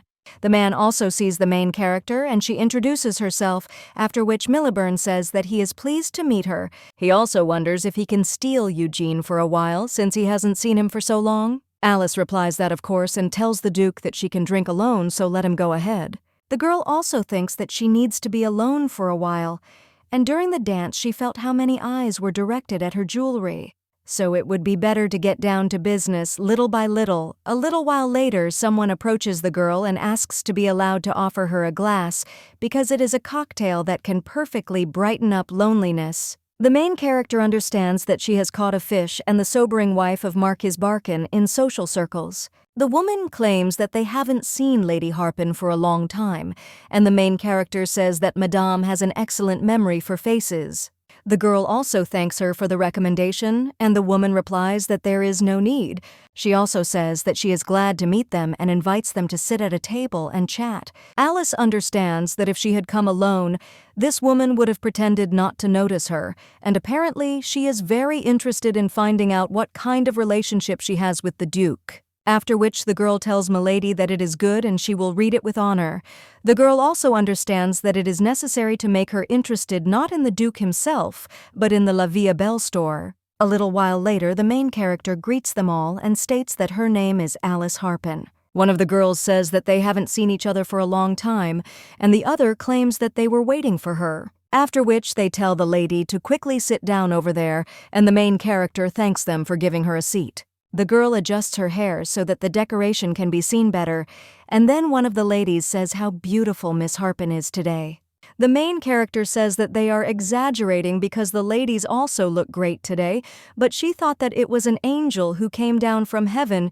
The Marquis's wife tells the miss that she appeared before them in such a changed form, and it seems that this surprised everyone very much. Her necklace is especially beautiful because as soon as she saw it, it won her heart. The main character asks, "What is this, milady?" and thinks that it seemed to her that they were all looking at her neck, and so it wasn't her imagination after all. Another lady at this time claims that the ring is also very nice, and one of them asks if she can ask where she bought such jewelry. The girl replies that she is in the La Vie Belle store. Alice claims that she even feels awkward from their compliments. Another girl claims that she really liked the brooch and is interested in whether she should say that this store is called La Vie Belle, and if she says where it is, she would like to buy jewelry there. The main character understands that it is natural because Mr. Penson put his whole soul into the jewelry that she wore today. He carefully processed the stone, so the jewels shone so brightly in the light of the lamps of the court hall. One of the ladies says that these stones sparkled when the lady danced, and the other claims that she suddenly remembered when they started talking about dancing. After which she apologizes for such a question, but asks what kind of relationship the lady has with the Duke. The main character understands that this is it, and finally the girl asked this question. A little while ago, the blonde man was sitting with other aristocrats, and when he saw the Duke and also the woman next to him, then he went to the balcony. His sister asked who the brother was looking at so intently, and the man claimed that he seemed to see a familiar face. The lady claimed that she was the ex-wife of Duke Feiharan, and that she was dancing with Duke Rumier. The man asked if she really said that this was the wife of Duke Feiharan, and the girl asked why her brother was so surprised, because she had spoken about her last time. The man then claims that no, and he simply didn't think that it was her. Someone else claims that she had only recently gotten divorced, so he didn't think that the girl would show up in such a place, and the most surprising thing is that she came accompanied by Duke Rumier. The blonde understands that this man has never been interested in women or social events, so why is he dancing with her? Another aristocrat at this time asks if they are lovers, after which the guy squeezes the glass, and he wonders if everyone who dances must necessarily be lovers. His interlocutor asks him what he is talking about, after which he claims that he means that this is possible if they are even dancing together. The man then claims that the aristocrat also danced with Selina on her birthday 5 years ago. And does he really want to say that he is his sister's lover? His interlocutor at the same moment claims that this is not so. And then an awkward silence hangs between them, and the girl realizes that he's clinging to her again. The man tells His Highness that he misspoke, and then apologizes, but at that very moment, the guy's sister turns to him and claims that she also wants to dance, and therefore suggests that they go down together. The man replies that it is fine and suggests going, after which he tells his interlocutor to calm down since it was just a joke. At this time, the main character claims that she and the Duke have a very special relationship. The other ladies are surprised by this and ask if she is talking about a special relationship. The main character thinks about whether to make them fantasize, after which she claims that they are very devoted to each other. After all, they are business partners, and to be honest, she recently started her own business. These jewels are from her jewelry store. One of the people wonders if she personally owns the store, and the main character replies that it is a small shop, so she is even embarrassed to say it, but it is called La Via Belle and is located on Real Street. Another lady claims that she seems to have seen it and thought to go there once, so it turns out to be Lady Harpen's shop. The main character says that she almost became her client. Someone else asks if this is by chance where Mary Arden's cafe is, and another girl claims that it is true because that is where she saw it. The main character understands that to begin with she attracted attention, and the first stage was successful, but it is necessary to arouse even more interest in them. One of the ladies asks whether she only came to the balls with the Duke as a business partner, to which the lady replies that it's just for starters. The girl understands that it was only worth slightly throwing the fishing rod as they became even more interested, and the girl says that the Duke really has a wonderful character. They get along well in business, and she even thought it would be nice to have a friend like him. Other people claim that she heard that the Duke has no friends among women, to which the main character replies that it is all thanks to the jewelry, and when she showed him the design of the jewelry made by her jewelers, he was very pleased and said that he would like to communicate with her closer. The girl understands that she needs to make them think that the Duke liked the decorations in her store, which is why he communicates with her so closely. Alice says that the Duke likes her jewelry so much that he even wanted to collaborate with her for a long time. In her thoughts, the girl thanks the Duke and realizes that she used him as a model for advertising completely free of charge. In her past life, she often used this method when she wanted to present a product in the best light to potential customers. The girl also tells the ladies to come to her store sometime, and she will personally recommend them jewelry according to their taste or precious stones. To which they agree, and the lady thanks them and also says that she is so embarrassed that they showed so much attention to her and her story. The other lady claims that she is such a good girl that she runs her own business, and they will definitely come to her. Alice smiles after this and understands that the first goal of this point was to generate interest among potential clients, and this goal was crowned with success. If aristocrats wear her jewelry, it will become an effective advertisement, and those men who want to give their women a gift, they will form a new group of customers for their store, and then they themselves will be able to buy their products. For example, a pocket watch or a tie clip. This is her plan, after which the girl claims that it is time for her to go, and her interlocutor asks if the lady is already leaving. The main character claims that she wants to freshen up a little outside because she is slightly dizzy and probably hasn't had champagne for a long time. Alice understands that all good things in moderation, and too long conversations can have the opposite effect. When she goes out onto the terrace, she realizes that she is doing well, but at that very moment someone else turns to the lady and tells her to listen. It turns out to be a guy with blonde hair, after which he greets the lady and the main character asks who he is, but at that very moment she realizes that this is the same impudent guy who bought the necklace. The guy asks if the lady remembers him, and the girl replies that she does.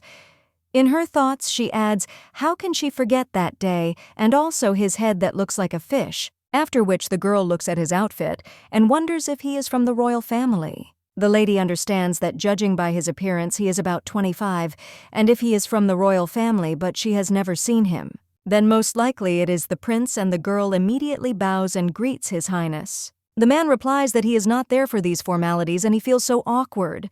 The main character realizes that this impudent fellow turned out to be a prince, after which she asks how he knows her, and the lady thinks whether he is still unhappy with that situation and maybe even wants to punish her. But there is also his guilt in this. He was dressed like a commoner, and in the end he also bought real it is offensive to her. The man at this time asks for forgiveness for that time, and the lady is surprised realizing that it is a bit unexpected. The blonde claims that he wanted to make a special gift for his only sister. And it seems that on that day he showed excessive impudence. The main character at this time imagines how she says that this is it, and agrees with him but understands that if she says so, he will most likely execute her. The girl says that it's okay. It's also her fault that she didn't say everything clearly right away, so he shouldn't be upset about it. The man then claims that the changes are only in words, but they don't seem entirely sincere, and the girl wonders if he's really going to get down on his knees. Her interlocutor claims that he would not like any misunderstanding to arise between them because of that incident. Alice says that she is really fine, and wonders if he really said that between them, but she and the prince are not in the kind of relationship to meet and communicate. The blonde man at this time claims that therefore he would like to treat Miss Harpen to dinner, and asks what she thinks about it. The girl understands that she has already finished promoting her business for today when she gave those ladies a reason to fantasize about a relationship between her and the Duke. If we also involve a prince, then the impression might be that she is a stickler for everyone, and especially since we are talking about a royal person. And then interest will arise in her, but of a completely different nature. She does not want to be thought of incorrectly, after which the blonde says that he hopes it is not too stressful to kick, he just wants to treat her, and that's all. But at that very moment, someone else cries out that this is where Miss Harpen was. It turns out to be the Duke, after which he bows before His Highness and asks how he chewed.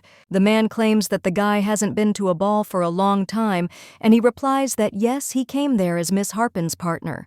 He also tells the lady that he has been looking for her for a long time, after which he offers to take her. The prince asks if he will really take her, and the Duke replies that, yes, it was he who suggested coming with him to the balls, and he must bear responsibility until the end. After which His Highness menacingly asks if they are really that close, and the Duke at that very moment approaches the lady, and also says that as he sees it, they have a close relationship. The man claims that they danced only one dance together, and if they were so close, it would be worth aiming a few more times. His interlocutor claims that Miss Harpen felt dizzy and wanted to rest, so His Highness has nothing to worry about. The man says that his interlocutor today is a rather impudent Duke who asks if this is possible. After all, he just says, "What is the main character?" then stands between these two and tells the Duke that she will go now. The girl also tells His Highness that she will probably go because it is time for her to return home, and she hopes that he understands her. When the prince wants to say something, the Duke immediately tells the lady that it is good, and then they will do so. The man states that Lady Harpen looks tired, so they should go. He also apologizes to His Highness. The main character watching all this understands that even though the Duke is from the most influential family in the empire, how can one treat a prince like that? The blonde then claims that since Miss Harpen says she is tired, then let them go. Then these two leave, and the lady understands that, okay, and if she is uncomfortable, then she can refuse the offer to have dinner even with the prince himself. When she leaves, the blonde says that it's funny. At this time, she leaves with the Duke. She wonders if they really should walk hand in hand. The man then tells the lady to wait, and the girl thinks that maybe he heard her thoughts, after which the Duke takes off his jacket and wraps the lady in it, and also says that he thinks she is cold. The lady replies that no, and she is fine, but her interlocutor says that she is dressed too lightly, so he is worried that the lady might catch a cold, and she doesn't mind. Alice then thanks the Duke, and he asks if it's better or like this. The girl realizes that he's making that dangerous expression again, so she needs to pull herself together. The main character thinks that she needs to think only about business, and the man at this time asks if Miss Harpen is shivering from the cold. The lady replies that no and offers to return the jackets to Artsrun. He replies that it's okay and she can give it back later. By the way, if you think about it, he is a little ashamed, and the main character is wondering why. To which her interlocutor claims that he thinks he took her away from the ball too quickly and showed himself to be an ill-mannered person. The main character smiles after this and says that on the contrary, she is grateful to him. The girl understands that thanks to him, she managed to avoid the prince's proposal without looking like a girl with bad manners. The Duke at this time turns to Miss Harpen and asks what else the prince was talking about. The main character asks what he means. The man then claims that he is asking about what else the prince said, besides inviting him to dinner. The lady replies that she doesn't even remember and simply apologized for the incident that happened before. The Duke asks if she knew His Highness personally, to which the girl replies that if she hadn't answered, they wouldn't have been in that kind of relationship. It's just that one day when he changed into a regular garage, an unpleasant incident happened. Her interlocutor says that it is clear, and if he does not want to talk about this topic, then he will not ask anymore. But at the same moment, the girl turns to the Duke and thanks him for this evening. The man asks for what exactly, and the girl says that it seems that today's ball is a turning point in her life. She could have simply remained a miserable, divorced woman, but thanks to him, she came out into society again and was even able to advertise her business. The Duke then says that there is no need for gratitude because it is also beneficial to him if her business goes uphill. After all, they are in the same boat, and the girl replies that it is true after all they are in the same boat. At the moment, she claims that it is an honor for him that such a beautiful and wise woman as she was his partner at the ball. A little while later, he already tells the lady that he sees a carriage, and the girl wonders if so much time has really passed. Her interlocutor then offers to go and he will help her get into the carriage, after which the lady extends her hand to him, and they head into the carriage. When it's time to say goodbye, the guy says that they will see each other in the near future, and the lady asks if he wants to discuss matters concerning the mine. Her interlocutor says that this is also the case, after which the lady says that this is good and let him contact her. When the girl heads home, she thinks that maybe he found another deposit. The Duke at this time thinks that the matter is that he just wants to talk to her. A little while later, the girl realizes that the effect of her advertisement at the ball was better than she thought. The very next day, the ladies she had seen in the palace began to come to her shop. Of course, Madame Jackie also helped, and the number of clients increased almost twofold. A little while later, the maid claims that their sales have jumped. It was truly God's providence that Miss went to that ball. A little while later, the working day ends, and the girl states that the working day is over for today. When she returns home, the maid pours her tea, and the girl understands that if things continue like this, it will be difficult for Mr. Aji and Celine to cope together. At this time, the maid asks if it is difficult for the miss since she is so busy in the store, but she also continues to work at home. At this point, the girl offers the maid to look at it and claims that this is a sales chart for their store. After she went to the ball, sales increased by 50%. The maid claims that it is possible to fly up to her. The main character claims that, of course, after that they fell a little, but the graph clearly shows a growth trend. Her interlocutor at this time turns to the miss and asserts that this is a real success. The girl thinks how amazing this is, but she understands that she cannot lose her winning spirit.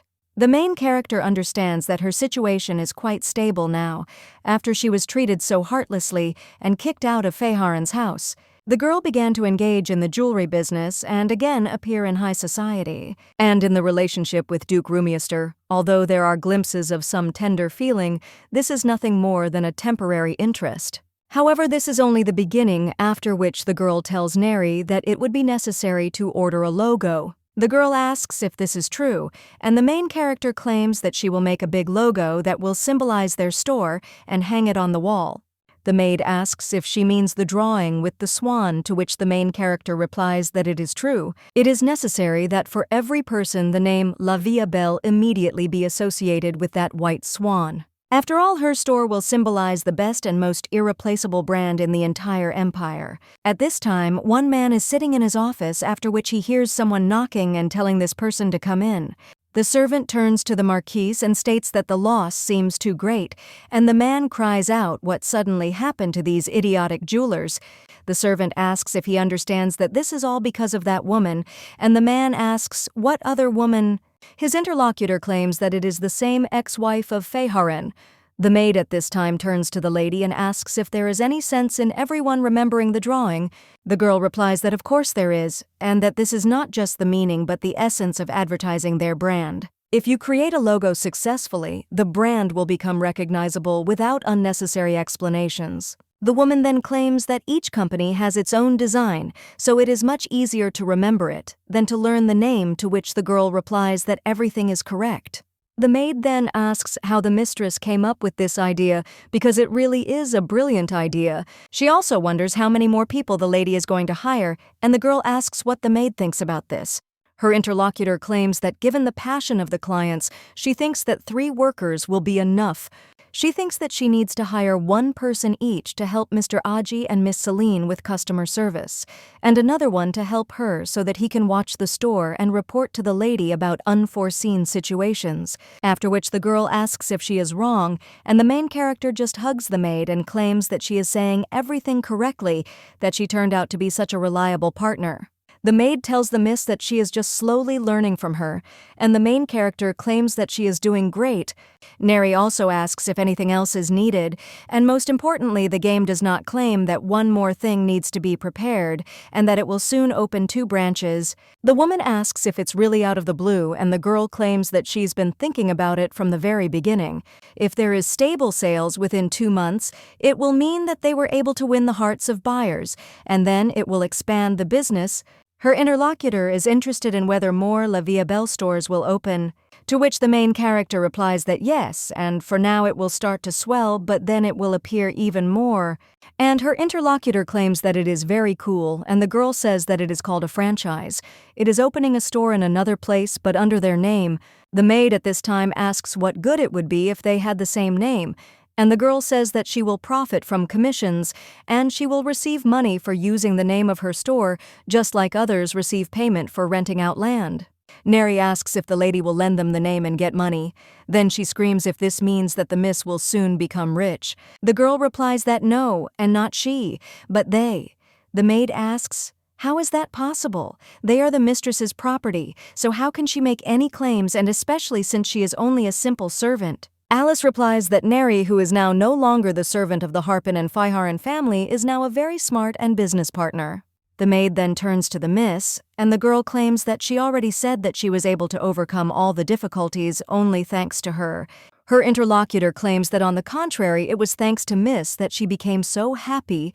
The main character says that at that very moment when everyone abandoned her and turned away, the girl was always there, so she is very grateful to her. Neri is the only one who has replaced her family.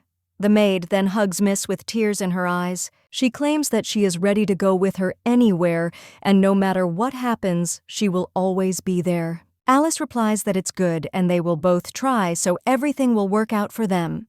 The girl understands that they will definitely become happy and she will do everything for this.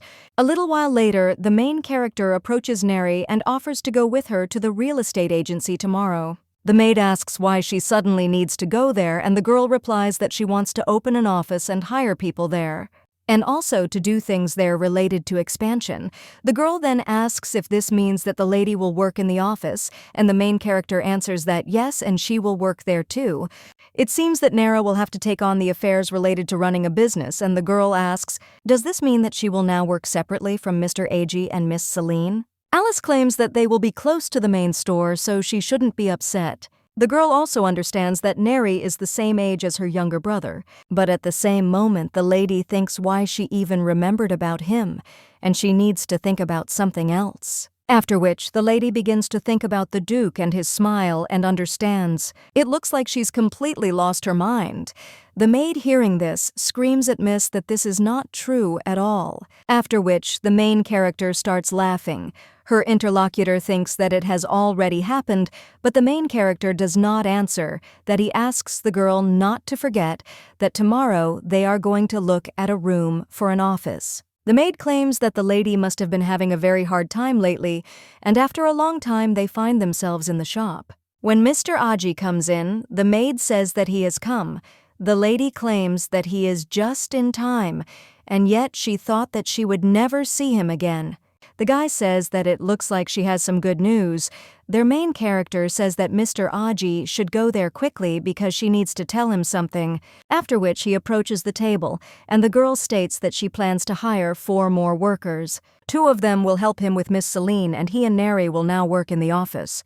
Aji says that there is very little time left when they will be able to work together as a son and mistress, and it is so sad. Alice claims that Neri is also worried about this, but they will see each other often, after which the guy says that it's good, and the lady understands that she knew it and he is simply the treasure of this store. Mr. Aji is responsible for attracting female customers to their store. When he starts explaining while smiling broadly, the girls lose their heads and immediately buy jewelry. One day when the guy was working, one of the ladies handed him a note. Aji asked what it was, and his interlocutor suggested that he read it when he was alone, after which she ran away, leaving the guy in bewilderment. The main, burning with a smile on his face, says that without her there will be no problems in the store because a lot of people come to look at him. The young man claims that this is all thanks to the efforts of the lady because he still has a lot to learn. Alice says that he has an unprecedented ability to attract people to himself, so let him be a little more truthful in himself. The guy immediately bows his head and the girl asks, "What's wrong with him?" After which her interlocutor asks if the lady really said that he has an ability. Alice replies that yes and asks what's wrong, and the guy claims that he doesn't even know because there's nothing wrong with him. Then the girl says that now he should know that every person should know about his merits. The lady understands that when popular stars said this in a past life, people called it nonsense, but it fits this situation so well, after which the girl asks the charming Mr. Aji to take care of the store. A little while later, someone else comes in there and the maid says that they have a visitor. Well, when she wants to say that they are still closed, she sees a man in front of her with a menacing expression on his face. The main character at that moment gets up and screams, "Is this really Marquis Black?" The man just walks on and pushes the maid away, and also claims that Madam has become quite famous. She is divorced, so she is no longer a madam. The main character clenches her fists and says with a smile on her face that, judging by the fact that he showed up in person, it looks like his wife also asked them for jewelry. But the man at that very moment cries out, "Doesn't she understand why he came there?" Marquez claims he came on behalf of Janes and Marcel as well as Spyman. Marquis Black is the owner of the most famous jewelry company called Janes. The companies Merchel and Spyman were also engaged in the supply of jewelry made by jewelers. They created the cartel to benefit from this business. Now the man says centuries after all, some kind of denouement that does not make sense. She grabbed the Duke's money and decided to do business. After that, Aji gets furious and goes to this man. But at that very moment, the maid jumps up in front of him and screams at how rudely he is addressing their mistress, so let him apologize right now. Well, the main character replies that it's nothing and she'll figure it out.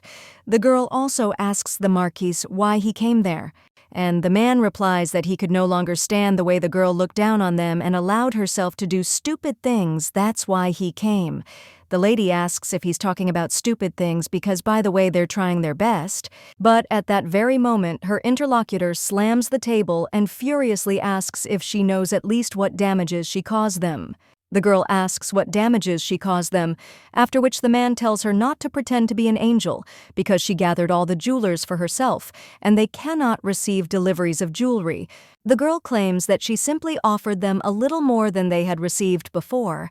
Her interlocutor claims that it is her problem that the lady is playing with money. Alice wonders if this means he wants her to break the contract for hiring jewelers. Then the man claims that now it seems the lady understands him because there is no point in getting involved in the real business that they are engaged in. The main character says that then she has one condition, and if he pays the entire amount that she promised her jewelers for 3 years at once, then she will terminate the monopoly contract. The man asks if she is talking about the amount for 3 years, and the girl claims that if you calculate it together with bonuses, it will be approximately 120 to 240 million denites. And her interlocutor at that very moment screams out, "What kind of ridiculous condition is this, and has she really gone completely crazy?" The maid understands that she knew that their mistress would not just remain silent, and the man screams, "Is she really suggesting that they go to the bottom?" If a girl wants to do business, she should at least follow traditions. The lady wonders for whose sake these traditions are because all he did was exploit the masters.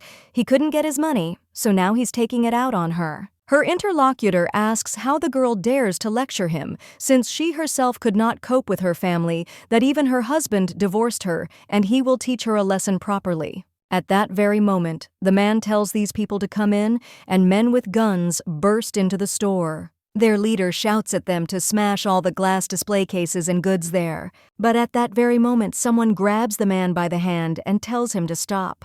When he wonders who this guy is and where he is going, and also whether he even knows who he is, after which the man screams that these people should first deal with this scum. But the young man wonders if they really don't know who he is. His interlocutor cries out how he can know some poor wretch who has nothing to his name, after which the young man claims that if he doesn't know, then he shouldn't wag his tongue like that because there's no common sense in it.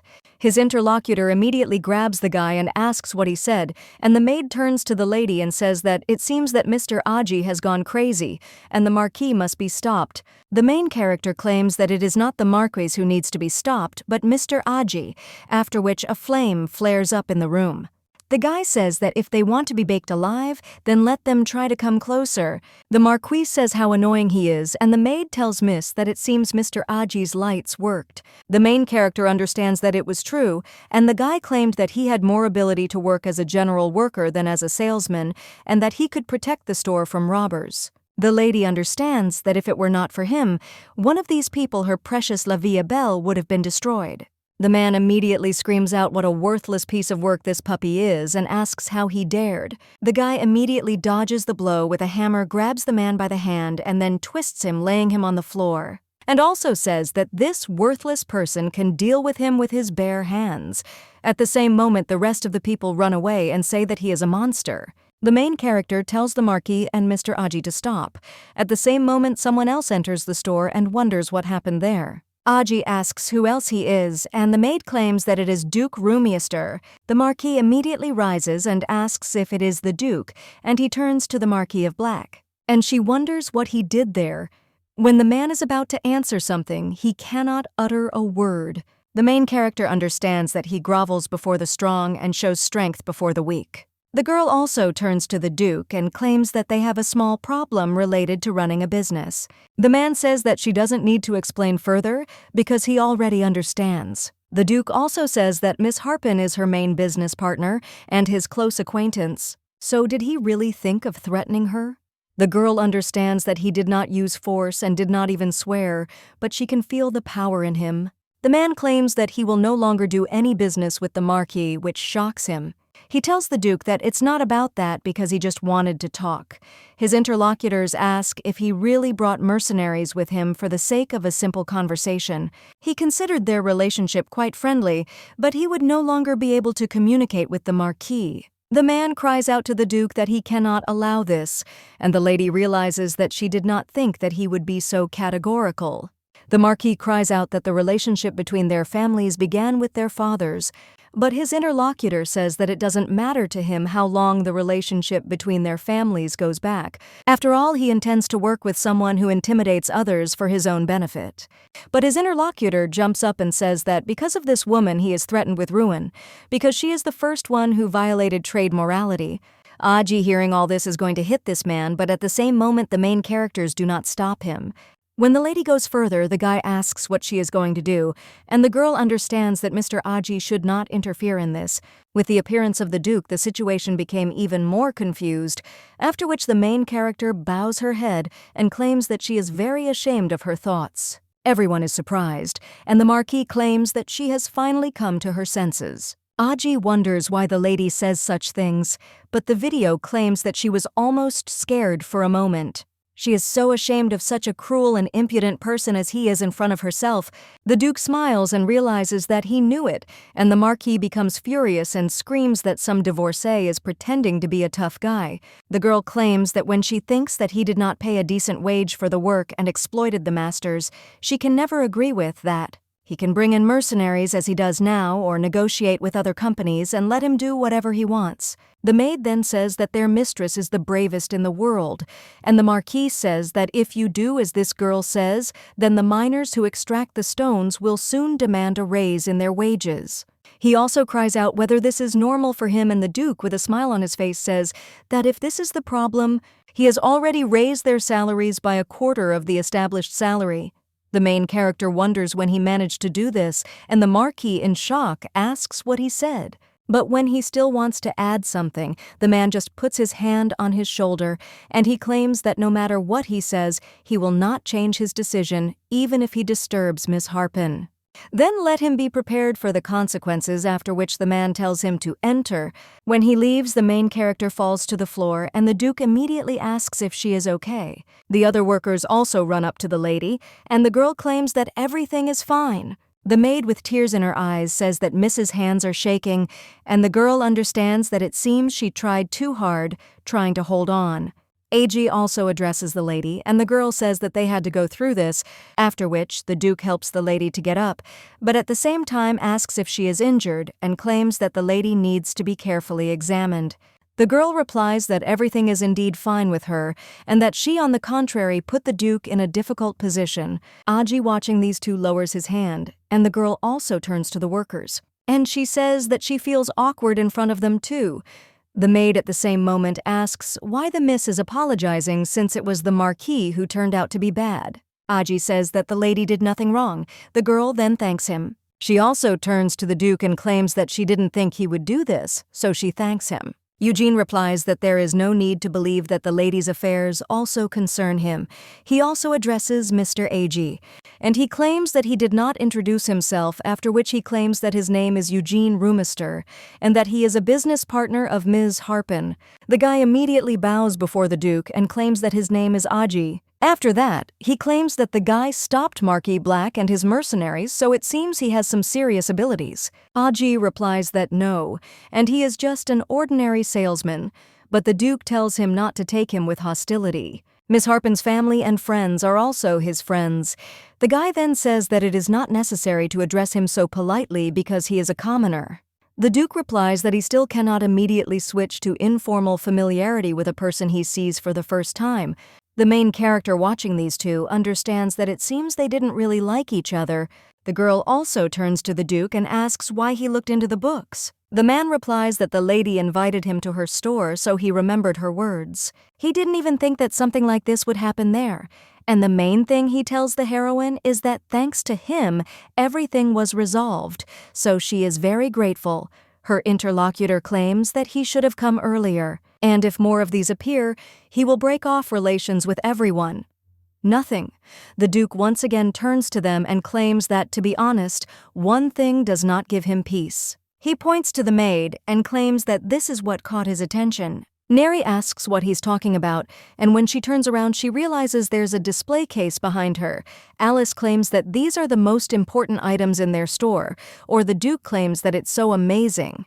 He also asks who made the design for these decorations, to which the girl replies that basically everything was made by their master jewelers.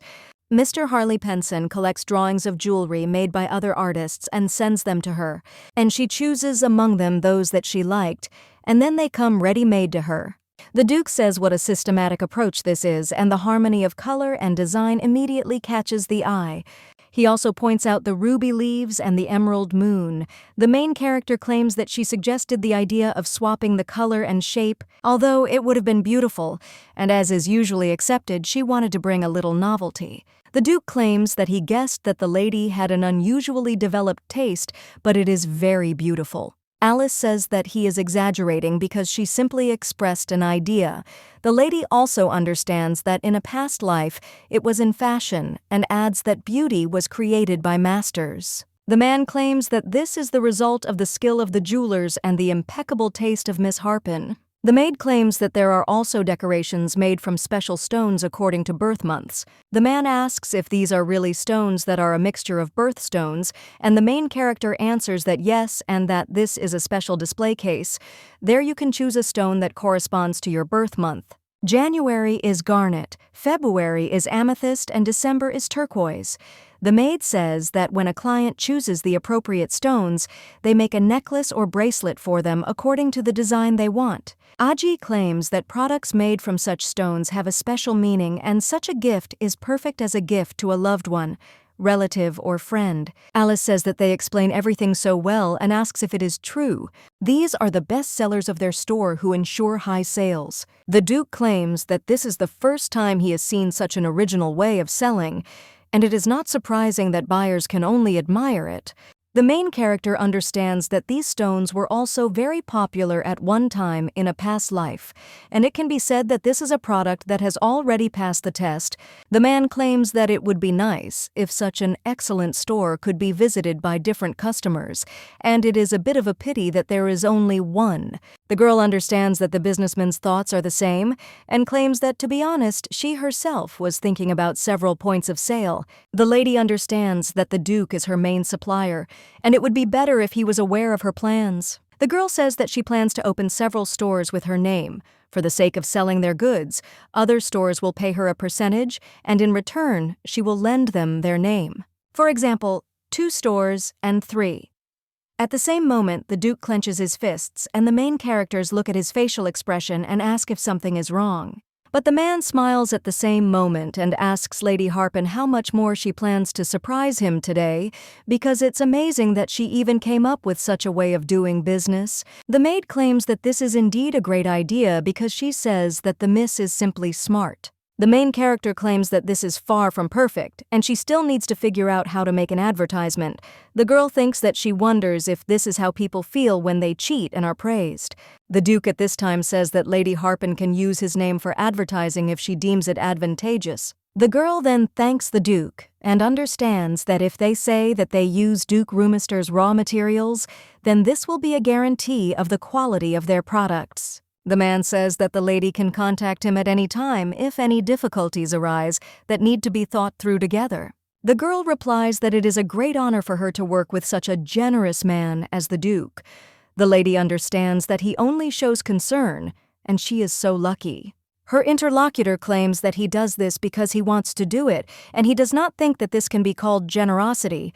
The maid says that they are very suitable for each other as partners and friends, which is why it is so pleasant to look at them. Aji says yes, but only looks sadly at the two. A little while later, the Duke says he has to go and the girl thanks him, after which the man leaves the store and the main character realizes that Mr. Aji had to be really nervous today. The girl also turns to him and then asks if he wants to have dinner together today. The guy is surprised by this. The Scarlet Girl claims that he had a hard time today, and she would like to treat him, to which he agrees. The maid asks if this means that there will be something tasty for dinner today, and the main character replies that yes. After all, they will have dinner and a heart-to-heart talk. A little while later, the main character thanks him for responding to her invitation. The girl also tells Neri that she will go to the kitchen and let Mr. Aji feel at home, to which they agree. When the girl enters the kitchen, the cook asks if the lady has already returned. Alice claims that today's guests are there, so she came early and they are probably hungry, so she wonders if the lady can cook more. The woman tells the lady not to worry because she will cook in abundance. A little while later, they are already looking at the table and saying how long it will take there. Alice says that their cook has prepared a special dinner today and then wishes everyone a bon appetit. The maid also wishes bon appetit to Aji and thanks him for the treat after they start eating. A little while later, the lady turns to Mr. Aji and thanks him for what he did today. If he hadn't intervened, their store would have suffered great losses, and the maid replies that this is true because it's so good that they have Mr. Aji. The girl says that thanks to him, she and Neri remained safe and sound. The man replies that there is no need for gratitude because he did what he had to, and there is no need to constantly thank him. He couldn't allow those people who had so brazenly burst into the store to also threaten them, but still the girl says that resisting such high-ranking officials as the Marquise requires special courage. The guy repeats the words of a high-ranking official and claims that this is of course true, but there is no need to be afraid of him because of this. The maid says that Mr. Aji acts so confidently in front of both the Marquise and the Duke. The main character understands that if you think about it, he was just a little shy in front of her from the very beginning, but he had no feeling of discomfort or fear. The maid at this time says that maybe he is not afraid of anyone because of his magical abilities, and the main character says that this is true, and today she actually saw that he is an amazing wizard.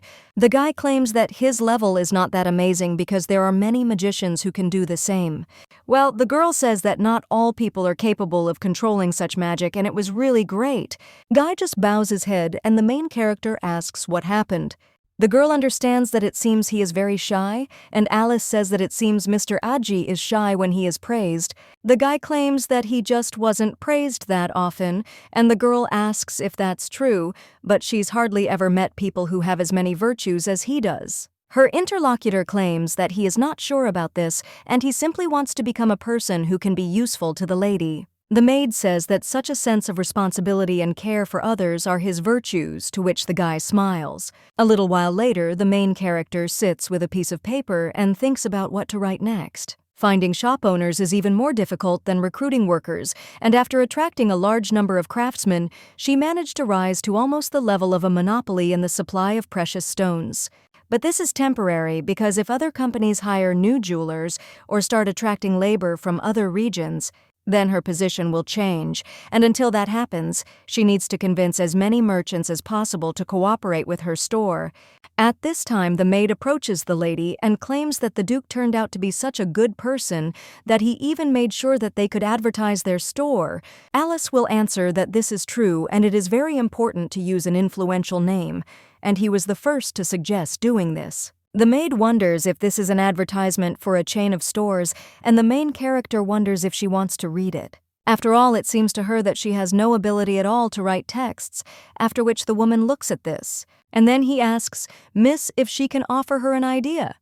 Alice asks what kind of idea it is, and her interlocutor claims that there is a phrase there about La Vie Belle offering them very attractive products, and it might be worth cutting it, and if you indicate several main products below, then it seems to her it will look more effective.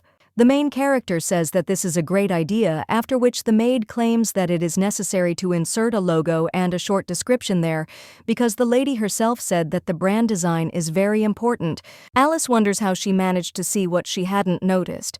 The maid could have lived her whole life doing housework and not even known that she had such abilities. At this time, Neri turns her attention to the lady and wonders if she has allowed herself too much. The main character replies that she hasn't at all and that she is even better at it. The girl at the same moment asks what the miss is saying, after which the main character puts her hand on her shoulder and claims that it is true. The main character says that sometimes the maid notices what she does not see, and it is so great. The maid then turns to her with emotion, and the girl insists that the marketing strategy needs to be changed a little. Well, her interlocutor claims that the lady did say that it is now and quite effective. The main character replies that this is true, but the method they are using now will not last long. The girl understands that, due to the lack of a blog or social networks, they use word of mouth, but this method also has its limits. In order to stay afloat, their brand must be well remembered by customers, as Neri said. After which, the main character says that nothing comes to her mind, and the maid tells the miss that she will also think about it. At that moment, the cook enters the room and tells her dear ladies that work is good, but they need to take a break for tea. After which they thank her. The main character asks why she brought the cake at this time. And the maid claims that she asked for it and offers the lady to try the cake because she will probably immediately come up with a good idea. But the girl claims that if she eats cake now, she can gain weight, and the maid asks what's wrong with that. Because she's so thin, a little cake is not scary, so let the lady try it quickly. And it's really delicious. The main character does the same after this, but wonders why she is still so fixated on her weight. Before this, all this was to please that freak, because when the lady ate, he claimed that she was eating like a pig, and that was why she was getting fat. Now the maid turns to the miss, after which the girl confidently takes a piece of cake and understands that now there is no need to bend her back to please others. Well, here's another thing, and he also starts eating the cake and claims that it's so delicious. Alice replies that it's definitely really delicious.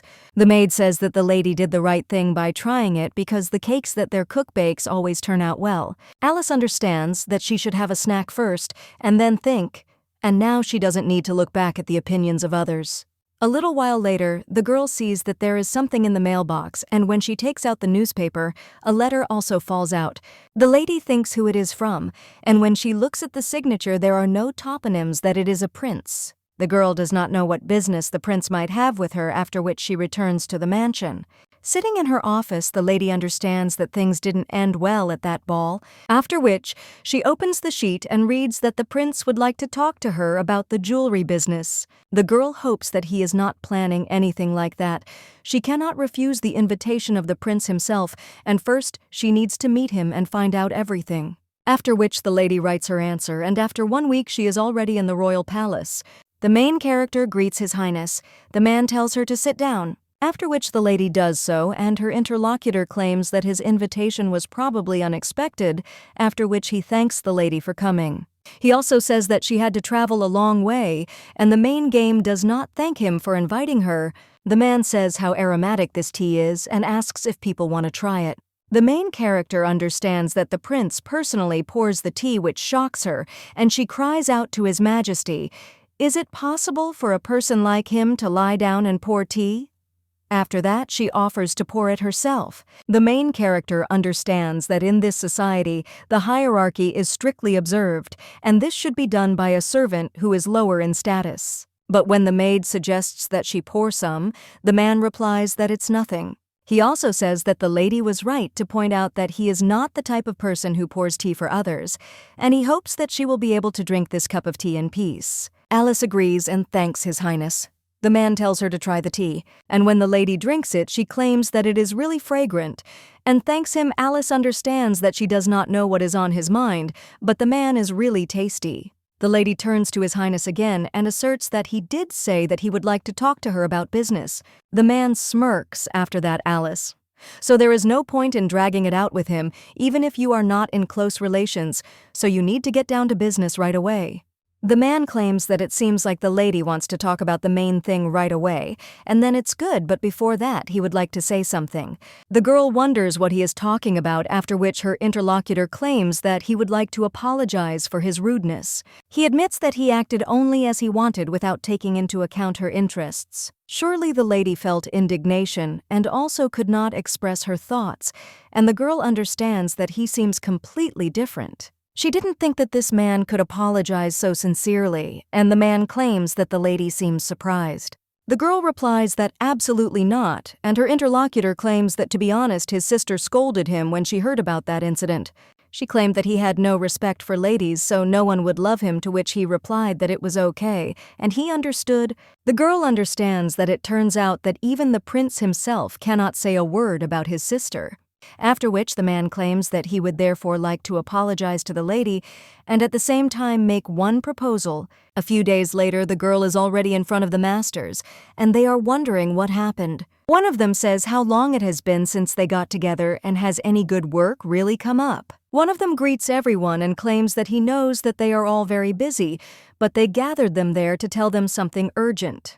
The main character then asks for a minute of attention and claims that she has good news because they have a new client. One of them asks if this is a new customer since it won't take long to become rich.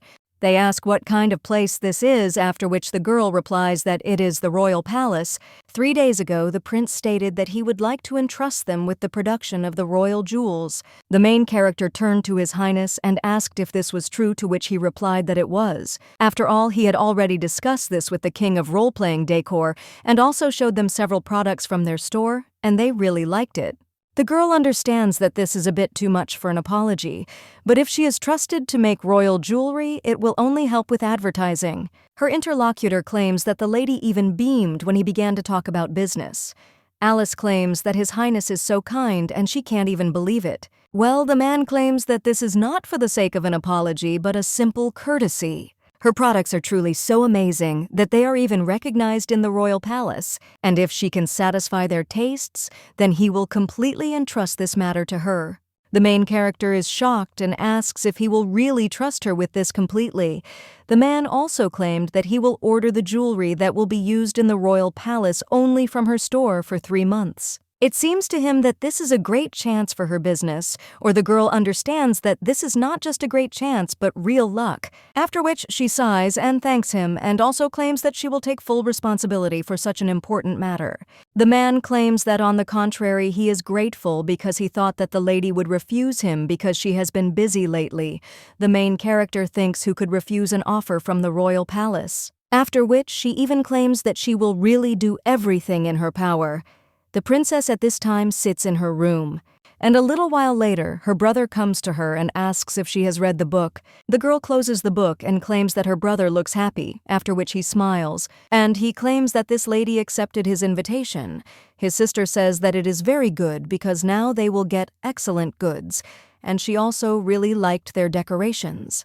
The man said yes, and he was a little worried, but the lady happily agreed. He didn't want to set deadlines and would have suggested that she deal with constant supply, but he's not the only one who decides this. The guy claims that he has agreed on the first order first, and then is going to ask his parents' opinion. The girl understands that he didn't even show much interest in his wardrobe, and look how happy he is about the delivery of jewelry. And her brother claims that they will need to meet several times and discuss details regarding the jewelry. After which the girl says that it is clear that he is thinking why he is so happy, and she has the feeling that he was given permission to go on a date. The prince then says that his sister understands jewelry better than he does, and it would be a good idea for her to meet the lady. The princess then notes that it is good. The main character then tells the craftsman that they will supply jewelry to the royal palace within 3 months. If they like it, then it is quite possible that they will be trusted with this matter, and she knows that they always do their best. But when making jewelry for the royal palace, a little more soul needs to be put into the department, and she hopes that they will pay special attention to this. However, the girl also says that in return, she will generously thank them with a cash prize. At the same moment, they scream for the mistress to trust them, and another man claims that he will also try his best. The lady smiles after this, but at the same moment, someone else tells them to listen, and the girl asks what happened. One of the workers says that this is a big deal for him because he will be able to make jewelry with his own hands that will be worn by members of the royal family. The main character understands that unlike making jewelry for members of high society, most likely for them, supplying jewelry to royalty is a completely different experience. After which the girl takes this worker by the hands and states that she is also very happy that they will be able to do such a thing together. The worker with tears in his eyes claims that after he started working with the lady, he became more confident in himself and in jewelry making. He also thanks the lady for creating such good working conditions for them, and also giving them the opportunity to create jewelry for the royal family, which is why he is so happy. The girl says that if the royal family wishes, they will become their suppliers of jewelry. The man immediately claims that the lady changed their lives, after which he thanks her. One of the maids claims that thanks to the lady they can now not worry about what to scold them for, and the lady did everything so that they could settle into their work, so they will never forget it. Someone else claims that thanks to the lady, he fell in love with his job, and before that only offensive things happened. Alice asks why they did this because it was all thanks to their unrivaled talents, and she is also very grateful, and they helped them make her dream come true. The girl also claims that she hopes they will work together for a long time, after which they smile and exclaim that yes, and the main character understands that she will make every effort so that they can make jewelry for as long as possible, and so that they all develop and grow together. A little while later, the lady realizes that the newspaper ad had an immediate effect: cooperation with the Duchy of Rumier and a 3-month contract with the royal palace. Just these 2 facts had an explosive effect, and less than a week after the announcement was published, letters with offers of cooperation began to arrive. And among them there were even requests about whether it was possible to open branches of their brand outside the capital. The girl understands that this is a powerful family and a royal palace, and in one word, their brand is recognized. A little while later, the maid claims that there will be more work now, and the girl replies that this is for sure. She also says that contracts need to be drawn up to open branches, and a lawyer needs to be hired, so it seems that the work process needs to be sped up. So she's going to hire more people, and the maid says it's like a dream, and how great it is that everything turned out this way. At this time, the maid picks up another letter, but when she looks at who the sender is, her face becomes gloomy. She asks what happened. The maid replies that this is not a request for a branch, and when her interlocutor asks what happened, then the girl claims that this letter is from the Marquis of Black Alice, understands that after the Duke spoke to him so harshly, she thought that she would never see the Marquis again, but now she does not understand what he is planning here. The lady also asks what is written there, and the maid claims that he is offering to meet the lady officially. He apologizes for that incident and writes that he will not allow himself to be rude again and asks for consent. The main character wonders if he writes this sincerely and claims that she still has his image behind her eyes. The maid claims that he writes that if the lady does not trust him, he can come with security. The girl understands that it is unpleasant for her to get involved with Marquis Black, but turning away from the entire clan completely could have an unfavorable effect on relations with other companies, so it might be worth meeting with him. The maid then tells the lady that they do have Mr. Aji, and it seems to her that he is much more reliable than any security. Alice claims that he has been busy lately without Togo, so she can't bother him even more outside of work.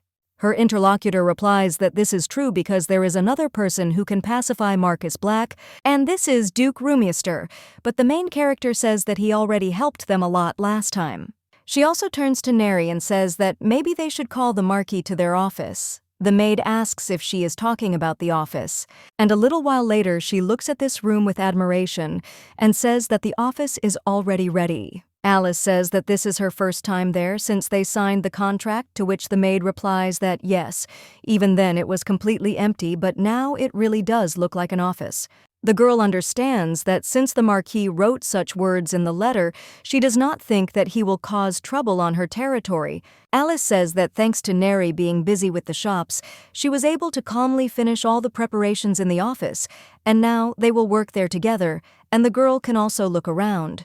The main character says that she will work there, after which she points to Neri's place, and the girl says with admiration that now she has her own desk.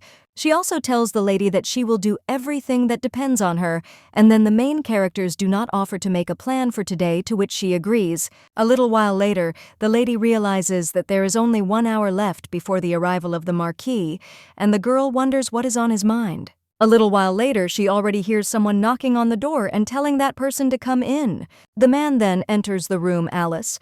He states that she hopes he will be comfortable there, and the man states that it is very nice there, to which the lady says that it is a relief. The Marquis also pays attention to Neri and asks if this is really a maid, to which the main character replies that no, and this is the secretary with whom they work together, and now she also manages the affairs. The man says that it is clear and then asks for forgiveness.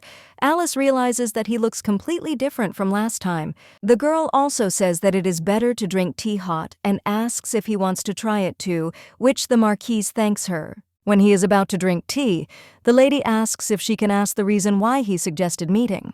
The man then puts down his mug and says that first of all, he is grateful to the lady for answering him, and that today he simply wanted to talk to her. The main character understands that, as she thought it's all about the power of the Rumier family, and such a polite gentleman behaved like that last time. The man claims that, to be honest, he has a small request for the lady, and the girl asks if that is really true. Alice understands that last time he caused a disturbance, and now he came with a request, and she doesn't even know how she should react. The maid turns to the lady and asks if she is going to fulfill his request.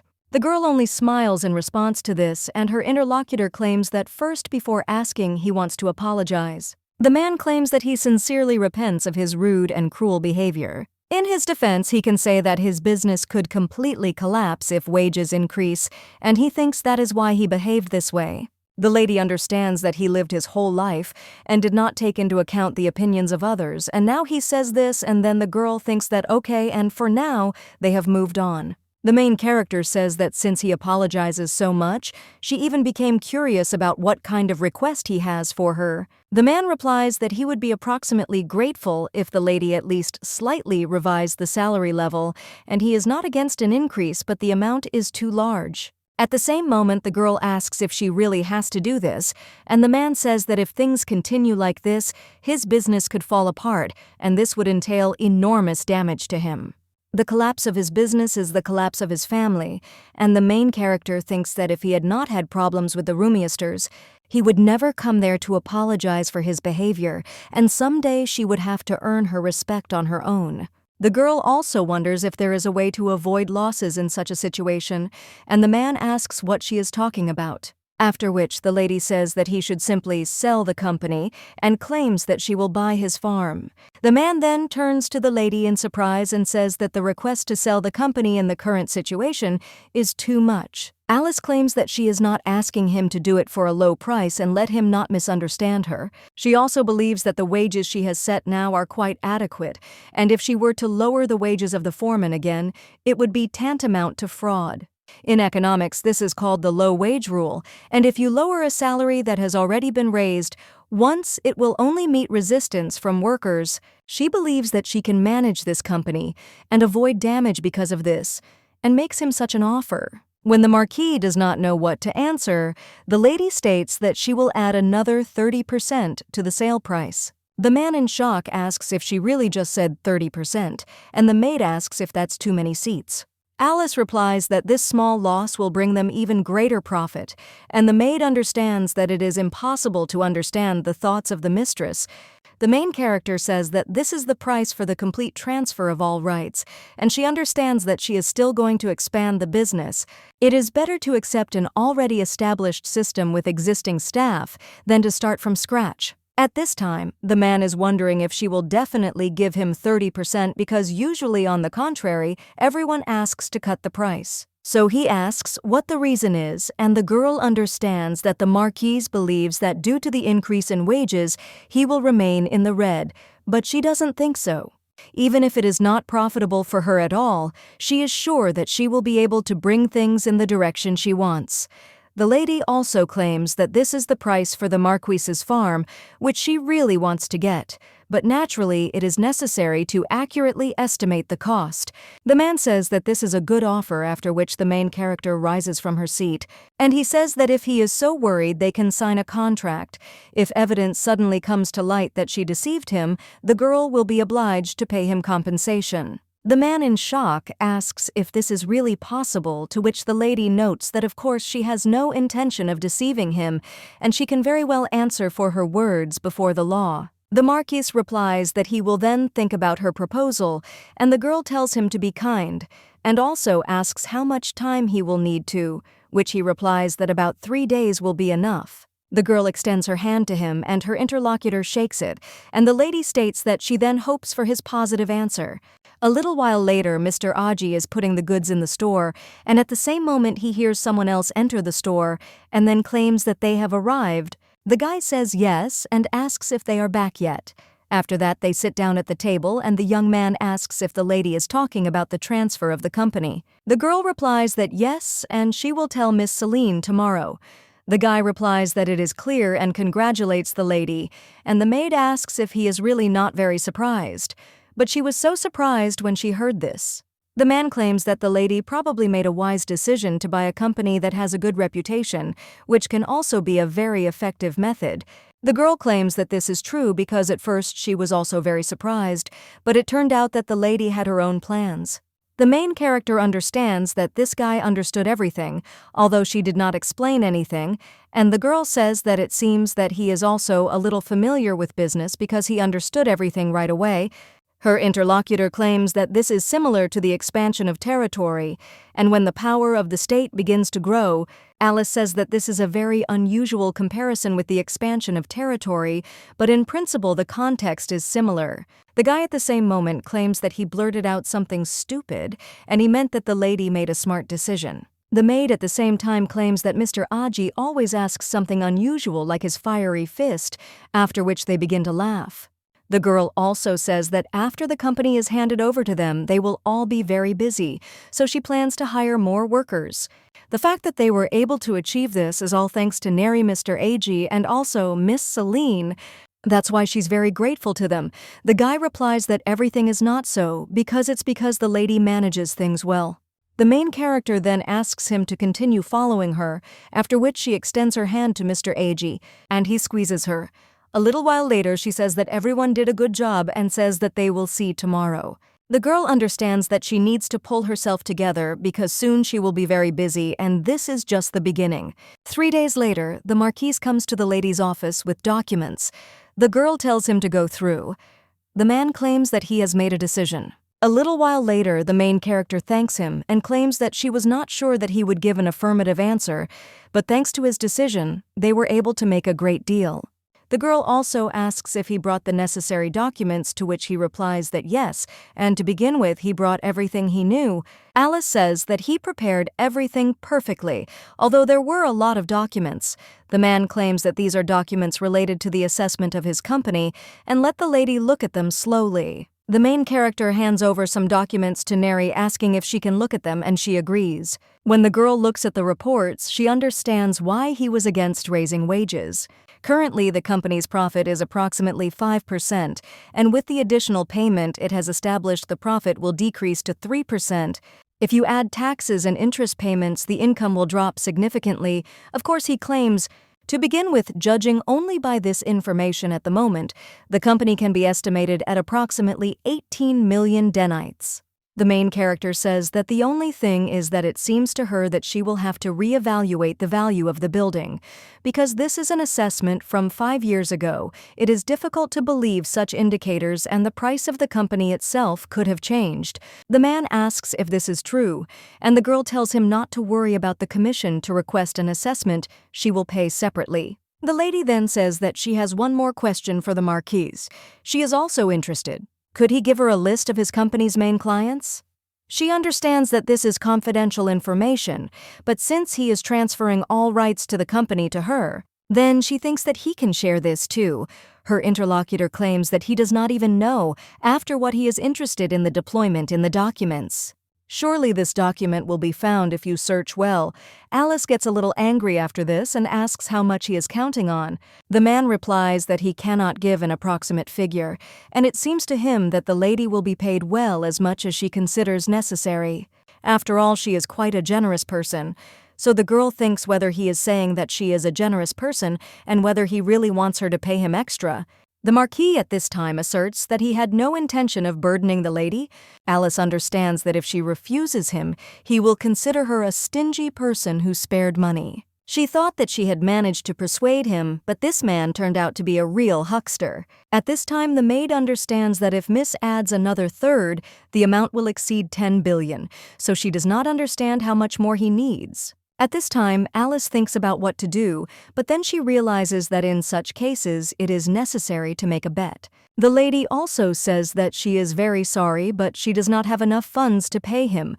The rest of the amount that she offered is all that she can pay him. At that moment, the man turns to the lady in shock, and she claims that this is her problem and she will not force him to sell the company for such an insignificant sum. That's why she thinks it would be better if he keeps the company for himself and does nothing about it. The man at the same moment tells the miss that this is not so, and he understands her situation and it will not be difficult for him to accept her conditions. The girl thinks that this is great, after which she asks if he is really satisfied with the amount she offered. Her interlocutor replies that this company belonged to his family and he considers it his duty to help it continue to prosper, after which the lady exchanges glances with the maid and then winks at her quite imperceptibly. The girl also says that she is so grateful for his generosity and understands that since he gave in to her, she must reward him for it. Alice claims that in return she will pay a sour sum in cash, and the man says of course, and that is just great. The lady also says that she intends to keep the staff of Jane's the same and would like to meet with the employees of the firm in the near future. The man claims that he has already told the managers about the merger of the companies, and the main character says that they will send the rest of the documents through a lawyer. After which, she comes up to shake his hand, and the Marquis immediately rises from his seat and also says that he is happy with the deal. The main character remembers their first meeting, and seeing how he changed Cyan, she understands that she will definitely succeed. So that no one would dare to treat her like a nobody again, she would be able to stand firmly on her own feet, even without the name of Duke Rumier or His Highness. After the meeting with the Marquis, the lady had even more to do. The Jane's building was re-evaluated and a new corporate value was set for the firm. Next, they hired a personal lawyer and reviewed all the documents regarding the merger, and then met with Marquis Black's lawyer and completed all the matters related to the transfer of the business. And so the merger of Jane's and La Vie Belle was completed. A week later, the girl is already sitting in front of the workers and claims that she is glad to meet them. They immediately bow, and the lady offers to tell them how responsibilities are distributed in the Jane's firm. Her interlocutor replies that, to be honest, there is no clear distribution, and if some work appears, it is entrusted to someone who is not busy. She understands that the work is being distributed in their own order, and one cannot expect any structure or professionalism. Then the lady understands that everything needs to be corrected step by step, and says that it is necessary to introduce a distribution of responsibilities. Alice also says that their store is going to conduct business using a new method, and the man asks how that is. Alice states that she understands that they might find this wrong, so she has prepared the documents and asks if they want to look at them. The girl also says that, in short, they are going to organize departments, and at first they will separate the office sales department and the management department. The sales department will deal with products, prices, points of sale, and distribution of goods. The management department will deal with personnel and finance. One of the men asks how the lady is going to distribute the employees, after which the girl replies that she will make a round-robin system and first distribute 2 people in each department, and then they will be able to choose where they like to work best. Some of them claim that the round-robin system sounds good, and until now they have been working in a chaotic manner and have not been able to find something that suits everyone. The lady also wonders who did the accounting for the company, and one of the girls replies that it was her, and then the girl asks her to continue to deal with finances, and they will talk to her separately later. Her interlocutor asks if there is any problem, and the main character replies that she will be honest with her, and the income and expense books were kept differently, so it was difficult for her to understand what was what. It seems to her that the reporting system should be changed, after which the girl apologizes. The main character says that she should not apologize for this because there are points that should be improved, but she understands. After all, there was no specific structure there, and she is going to introduce a new system of work, so she will need their help, and the lady asks them about it. At the same moment, the workers say that they are happy to work for her. A little while later, the girl says goodbye to everyone and sits down on the sofa. The lady sighs heavily and realizes that the days have been flying by so quickly lately. She also stretches out, and a little while later, she meets the workers again. The girl thanks them all for the offer and suggests that they finish for today. Well, at that very moment, one of them turns to the lady and claims that he held the position of manager, but to be honest, he was treated as the property of the company. And today she was able to share her opinion so freely that he felt joy from the work and sincerely wants to work together. Someone else says that this is true because a lot needs to be changed, but it feels like everything will change for the better. Another employee says that they will try to fill in their gaps. The main character thanks them for their warm attitude and asks if they know that she has started to expand the network. Let them carefully study the documents, and in future she asks them to share their opinions. To which they agree, and a little while later the girl realizes that she thinks she has met good people. A little while later, the main character says that she has arrived, and the maid immediately happily addresses the miss. She asks if the lady met with the Jane staff today, and she is such a good girl. The lady replies that fortunately for them, they turned out to be good people. Her interlocutor says that it is great, and she was curious about what kind of people these are. The main character then also asks how things are going in the store. The maid replies that there are many more customers now, and Celine and Aji are doing a great job with consultations, so everything is going smoothly. The main character thanks the girl and claims that thanks to her she was able to focus on the process of merging the companies. Her interlocutor claims that she can now protect the lady and asks her to trust her. After this, Alice just smiles and says how important Neri is, and the two start laughing. At this time, the girl notices something else and says that Neri has gotten the hang of it because she has already come out with such beautiful flowers. The maid then thanks the mistress and claims that it seems to be getting better, and next time she wants to embroider a flower field. Alice says that when she is ready, she offers to decorate their house with this embroidery. At the same moment, the girl also feels weakness in her shoulders and asks the maid if the miss has a sore shoulder. She immediately approaches her and says that she will massage her, but the main character says that she is no longer her servant. Neri replies that even though she is not a maid, she can give a massage, and even though she refuses them, she wants to help Miss at least a little. The main character then thanks her, and the maid claims that the most important thing is that she wants to show herself from the best side in front of her boss. Alice claims that she risks constantly showing her best side and giving her massages. Neri says that then she will have to pay her extra for overtime. The girl says that she began to understand what overtime is, but she only tells the lady that she is joking. The main character says that she wishes that in the future there would be many days like today. The maid asks what she is talking about, and the girl asks if she can count on luck to be with her in the future. Such thoughts suddenly came to her, and her interlocutor asked if the Libyan would allow her to do something, after which she hugs her mistress and claims that she does not think that all this is due to luck. Perhaps a small introduction helped her, but she achieved everything herself, and that is a fact.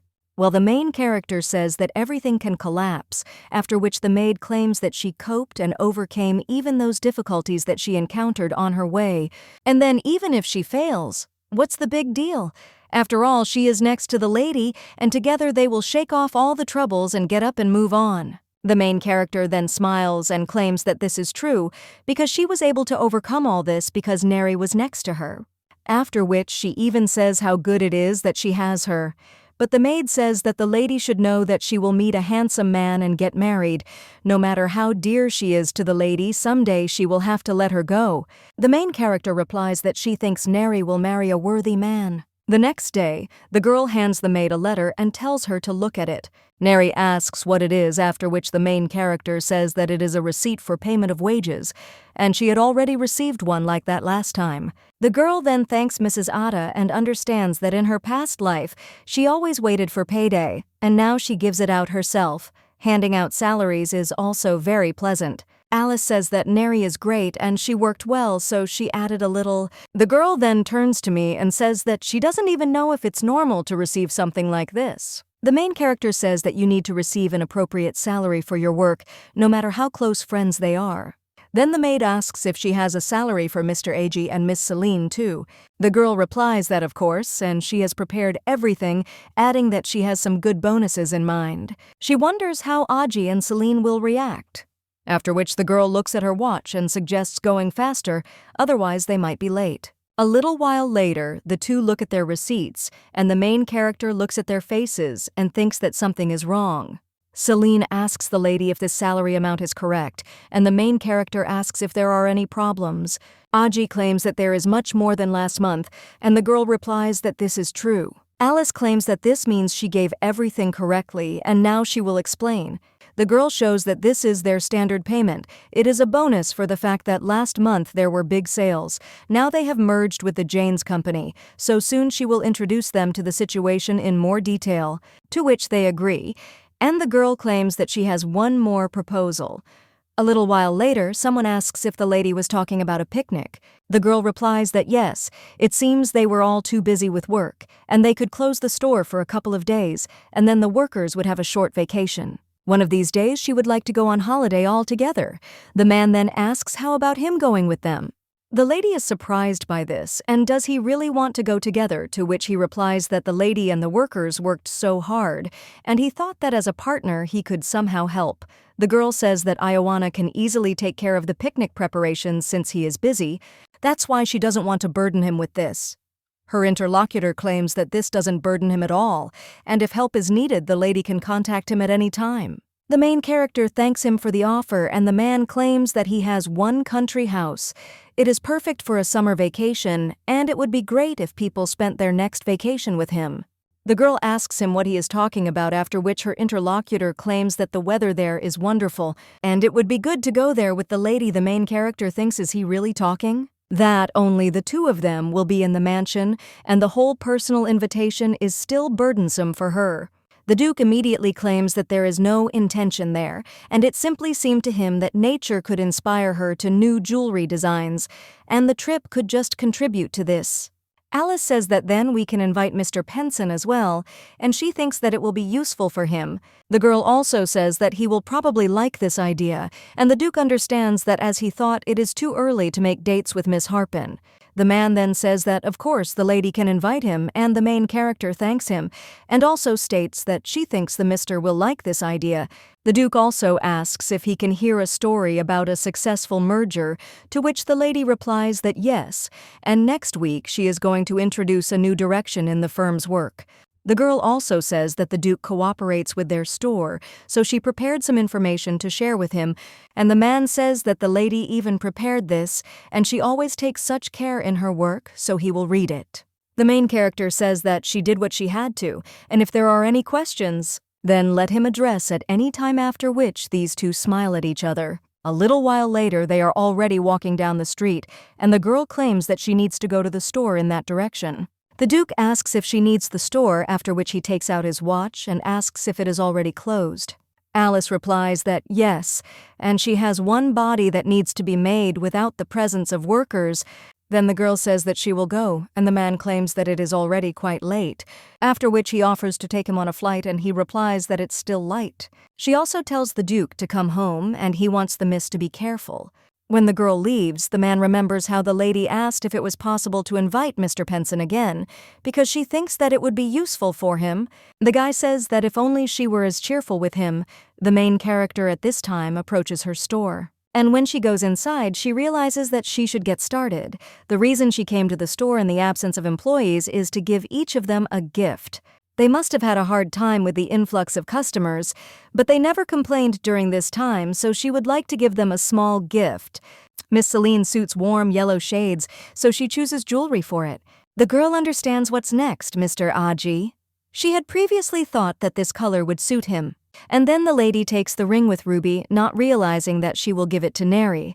The lady packs all these gifts and hopes that they will like them, after which the girl realizes that the surprise is ready. A little while later, she is already heading home from the store, but suddenly she sees someone else in front of her and wonders who it is when she comes closer. Then he asks if it is Mr. Aji. The girl wonders what he is doing there, and the guy replies that he just wanted to give her something, after which he hands the lady a bouquet of flowers. The girl looks at the embarrassed guy and wonders if this is really her. Her interlocutor claims that the lady has done so much for him. That's why he wanted to thank her and chose the ones that match her hair color. The main character immediately takes these flowers and thanks the guy. She also says that they are very beautiful and smell delicious. Alice claims that she also has a gift for him, and the guy asks if that's true, after which she hands him the box. Aji thanks the lady, and the main character asks if he forgot about the picnic, to which he replies that he didn't. And then the girl says that they will see each other tomorrow and leaves. The next morning, Neri asks if the lady is ready. When she looks at Alice, she claims that she is so beautiful, and the main character thanks her. She says that Neri also looks good today. The maid asks if this is true, and at the same moment someone else enters the room and claims that the baskets of food are ready. The cook claims that this is their first picnic, so she tried hard and prepared more, so that there would be enough for 4 people. She also put some fruit on dessert, and the main character says how great she is because everything is as always top-notch. The maid also says that it is simply magnificent, and the girl thanks her and also claims that they will eat everything with pleasure. After this, the cook wishes them a good rest, and the girls say that they are leaving. A little while later, they are already heading in a carriage, and the maid claims that she hasn't been on a picnic for so long. Alice suggests that on this day they should not think about anything and have a good time, to which her interlocutor agrees, and a little while later they arrive at the place. Aji and Celine are already there and greet the two, the main character, thanks them for coming, after which the girl turns to the lady and claims that she wore her gift today, so he thanks her very much. Aji claims that he did too, and the main character claims that she is glad that they liked it, after which she suggests going to look for a place. When they go further, they notice that there are so many flowers and it is very beautiful. At this time, Aji notices baskets in the lady's hands, after which he turns to the lady and Miss Neri and also tells them to give him baskets. The main character says that it is not hard for them, and the maid also claims that everything is fine. But their interlocutor claims that they still look too big and heavy for them, after which he once again offers his help. The main character says that since he says so, she asks him for a favor and immediately thanks the guy. At this time, Celine turns to the lady and asks, "How about having a snack down there?" The girl replies that it's not bad, and there's shade there. When they lay out all the food, they claim that their cook tried very hard. And the maid says that everything looks so appetizing, and the girl claims that there are also fruits there, so let them eat to their heart's content. But then Celine tells the lady that she is an aristocrat, so how can she eat from the same plate with them? Alice says that of course they can even eat from the same rice cooker. Celine asks, "What this is about, madam?" The main character understands that there is no such word. The girl claims that this means that they are colleagues who are on the same path as colleagues. Nothing can stop them from sharing a meal together, so let them not worry and enjoy themselves. The girl also wishes everyone a bon appétit.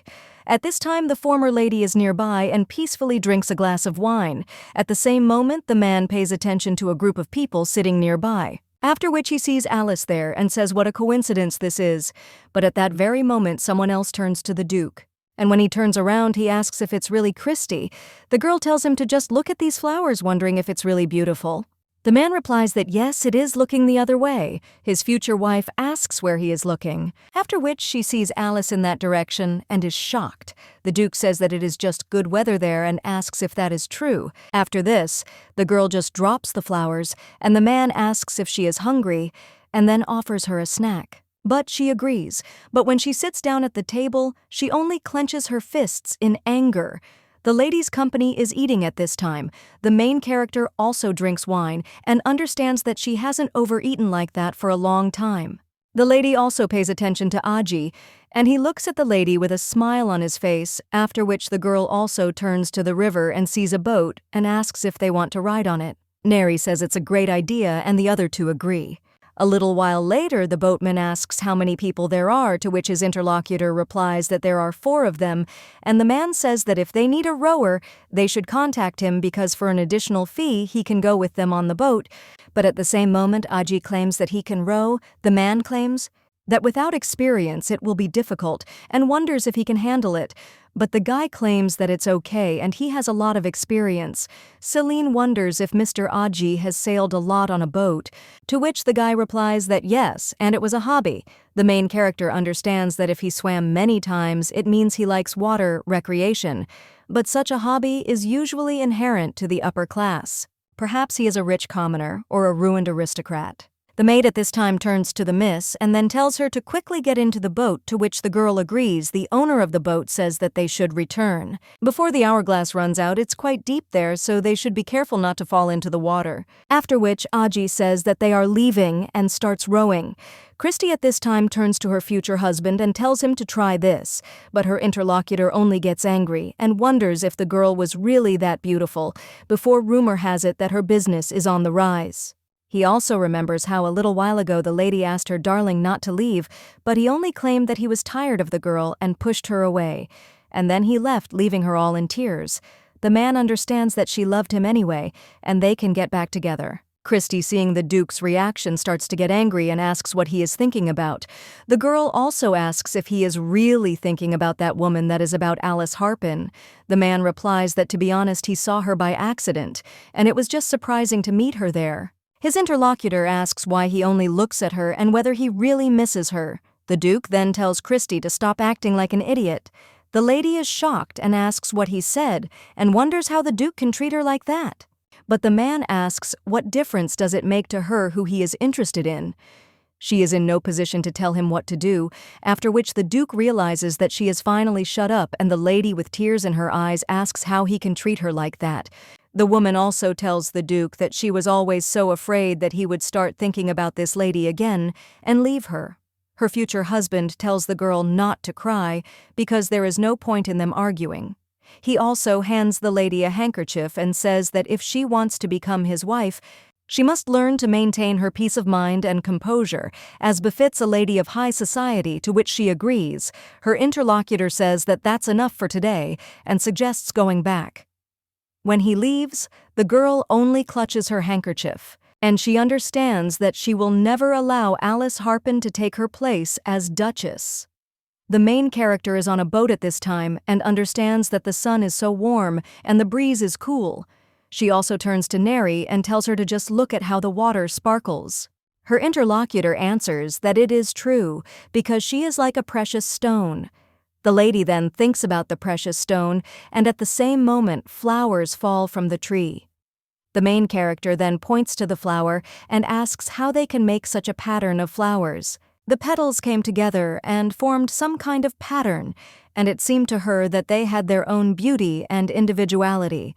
Celine replies that it is true, and the main character asks if they think it would be nice to use these motifs in the design of a necklace or bracelet. After which she sees these two smiling and wonders what they are doing. Celine claims that the lady thinks about work even on vacation, but she herself did not even notice how she began to think about it. Neri says that at home she also constantly sees how Miss works. The main character is a little embarrassed by this and claims that this is not the case at all, after which her interlocutor says that today Miss should rest.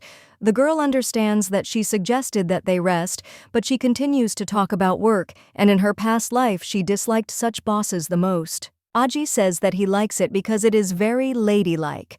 The main character then thanks him, but claims that she will still try not to talk about work anymore. At the same moment, the lady notices that there is something in the water, and when he turns around he sees someone's face, after which he screams that there is a person in the water. Everyone immediately turns around in that direction, but there is nothing in the water. Aji claims that he does not see anything, and the girl claims that she just saw a boy there. The maid says that maybe Miss imagined it, but at that very moment this creature appears again, and the girl screams that he is right there. At that very moment the boat shakes, and the lady begins to fall into the water. The main character closes her eyes and prepares to fall into the river. Well, at that very moment Aji grabs her and asks if the mistress is okay, to which the girl replies that she is. After which she gets ready to go back to the seat, and the maid with tears in her eyes turns to the miss and says that she shouldn't stand because it's dangerous, and asks if she got hurt. Alice then apologizes and claims that she thought there was a person in the water. Her interlocutor says that she was so scared that something could happen to the lady, and the girl thinks that maybe she imagined it. Aji says that it looks like they were all very scared and suggests going back. After which they swim back, and the main character turns to the place where she saw this creature and realizes that she noticed not just outlines because it was definitely a person. In mythology, it is said about sirens who sang songs with a beautiful voice and enchanted sailors on ships. So maybe she saw a siren, but the girl does not understand why it appeared only in front of her, so it will be necessary to find out who it is. A little while later, the girl is already sitting in her office and drawing these flower petals. The maid comes to Miss and claims that today is the last day off. Alice replies that that is why she wants to work, after which her interlocutor claims that the mistress is incorrigible. She also asks Miss what to do since she has a meeting with Duke Rumier today. The main character remembers that she had agreed with him and asks what time it will happen, to which her interlocutor replies that the meeting is at lunchtime, and even if she leaves the house right now, the lady will be late. The girl immediately thanks Neri, and her interlocutor understands. That miss only thinks about work and nothing else. Sometimes you need to be interested in other things. The Duke is sitting in a cafe at this time, and when he sees someone coming in, he turns around with hope, but realizes that it is not Alice. He thinks that this is already the fifth girl and he still has no luck. After which he wonders if something could have happened, but at that very moment someone enters the cafe. It turns out to be the main character, and she addresses Duke Rumier with concern. Her interlocutor says that the miss has arrived, and the main character asks if she is very late, after which she apologizes, and says that he must have waited a long time. The man claims that it's okay because he himself just arrived. Well, the main character, looking at his mug of tea, understands that he has already managed to drink all the tea. She apologizes again and claims that next time, it won't happen again. The Duke says that the lady is so apologetic that he even feels awkward because he really didn't wait long. Alice says that she is usually not late, but she had a lot to do and hasn't been herself since yesterday. Her interlocutor asks if someone is bothering the lady again, and the girl answers that it's not about that at all, after which the man says that thank God he is interested in what kind of business could occupy her so much, and asks if he can ask. The main character talks about what she saw yesterday on the lake, after which her interlocutor says that what she saw there, it is most likely a water spirit. After listening to her story, he dares to assume that it was Nias. He takes the form of a young boy and likes to make fun of others. Alice understands that this cannot be. but he really almost made fun of her. The Duke at this time says that it is good that nothing happened to her because although he looks like a boy, he is actually dangerous. He heard that among those who saw him, many either fell into the water and drowned or barely managed to survive. There is no evil intent in these jokes, but they can lead to dire consequences. The main game does not think that if then she had not been caught by Mr. Aji, who she could also have drowned, but at the same moment the lady of the machines with her head and thinks about what she is thinking about at all. The girl asks if it turns out that they can call or spirits can control them. The man replies that this is true, although in their world they are only low-ranking spirits. The girl then says that this is how she learned a lot thanks to him. The Duke at this time turns to Miss Harpin and says that he has one request for her, after which he asks if she will allow him to voice it. The main character replies that of course, and her interlocutor asks if she can devote just one evening to him. Alice replies that of course, and on the contrary she should treat him to dinner. The man claims that frankly speaking he has an aunt. She is married to Count Malscott. He was quite close to her as a child. The main character wonders why he suddenly started talking about his aunt. Her interlocutor claims that he recently told her about the lady. The main character, shocked, asks if he really told her about her, and the Duke says that it seems he shouldn't have done that. Alice understands that she can't ask him what his aunt said about her being divorced, and the girl says that it's not about that. The man claims that his aunt thinks she's a great girl because she came up with and started her own business and promotes it so boldly. And in high society, you rarely see such people. That's what she liked. She would like to meet the lady when such a chance presents itself. The girl wonders in surprise if she really wants to meet her. The Duke claims that he would like to dine with her at the Malscott estate. The girl understands that she has had many visitors from high society and also met them several times at receptions, but she has not had an invitation to a personal meeting, and this will be her first appearance as a divorcee. The Duke at this time notices that the lady's face suddenly became sad, after which he turns to Miss Harpin, and when the girl responds, he claims that he does not know whether he can say such a thing, but his aunt has absolutely no prejudices about everything that happened. The main character turns to the Duke, a little surprised, and the man claims that judging a person only by the fact of his divorce is not very kind to someone who had a hard time. She had a lot of difficulties, but the lady did not break. On the contrary, she started her own business, which speaks of her strong character. The man also says that Miss Harpin is just her, and he respects her for that. Alice, you understand that sometimes it seemed to her that she meant nothing. The girl was so afraid that everything would disappear, but there were those around her who believed in her.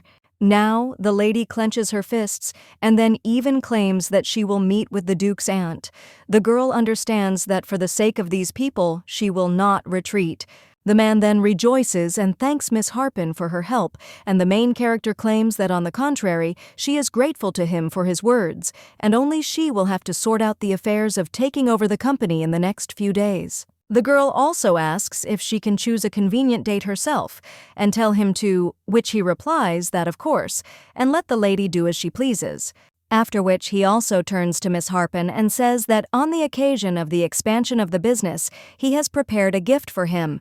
The girl asks if this is really so, and her interlocutor claims that in truth it was prepared by Mr. Penson. After which he opens this gift and the main character looks at the pendant and says that it is so beautiful. The lady also pays attention to the shape of the necklace. The man claims that this is the shape of the La Vie Belle logo and also asks if the lady likes it. The girl is touched and looks at this necklace, after which she replies that of course she likes it. Her interlocutor says what a relief it is and claims that he knows that Mr. Penson has entered into a monopoly contract with her, but he wanted to give the lady a gift, so he asked him for a favor. The lady says that it is a precious diamond plus the skill of Mr. Penson.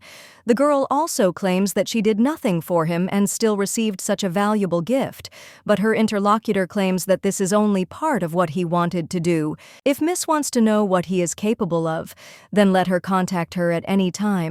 Alice says that she even feels a bit uncomfortable and claims that she is already happy, so she will wear this necklace with gratitude. The Duke, hearing this, only becomes embarrassed, after which he says how good it is that Miss Harpin liked it. The prince is sitting in his room reading about the merger of the companies. He realizes that this is a truly amazing woman. She said that she would soon provide the design for the royal jewelry, and he would finally be able to see it. The man also thinks if there is a way to see each other sooner and thinks that maybe it is worth making an order, after which he lies down and also understands that he needs to make another order because she will probably like it. The man also asks if there is anyone there, after which the maids enter the room and ask if His Highness was called. The man replies that he urgently needs to send a message. One of the ladies, looking at the gentleman's smile, understands that it seems that something good has happened to him. The next day, someone hands the maid a letter, and the girl wonders if it is from His Highness the Prince. She also tells Miss that the prince sent her a message, and the main characters wonder if this is really true. Her interlocutor claims that she was told it was urgent, and the girl thinks maybe he wants to change the time of providing the design of the jewelry. But when she opens the letter, she smiles and tells Neri that she has good news.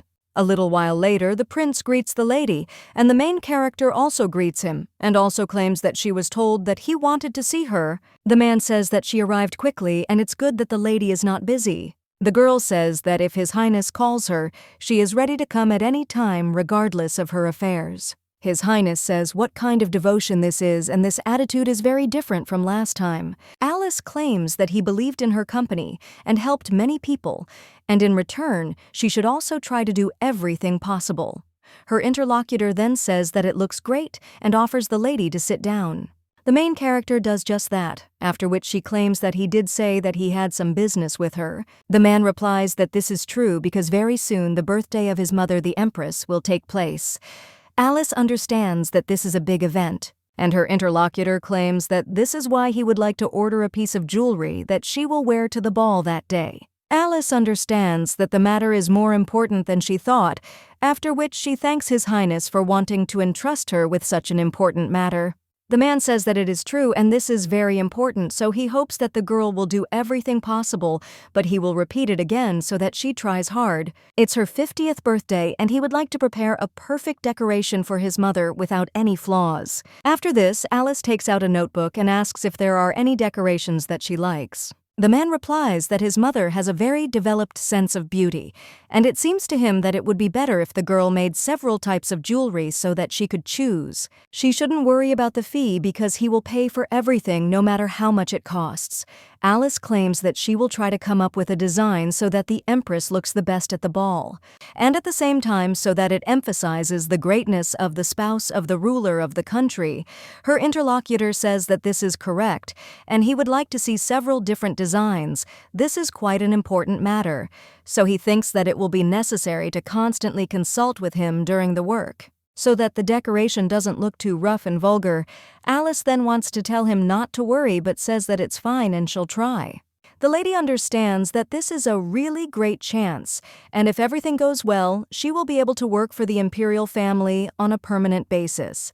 This should be an adornment for unrivaled persons at a state-level celebration. Simply having a beautiful and attractive design won't do there, so she needs as much information about her personal preferences as possible.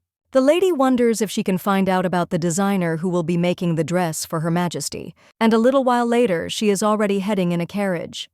The girl understands that due to lack of time, she decided to go there without any warning, and she is wondering how the designer will react. This is a designer who has been responsible for the outfits of the members of the imperial family for more than 5 years.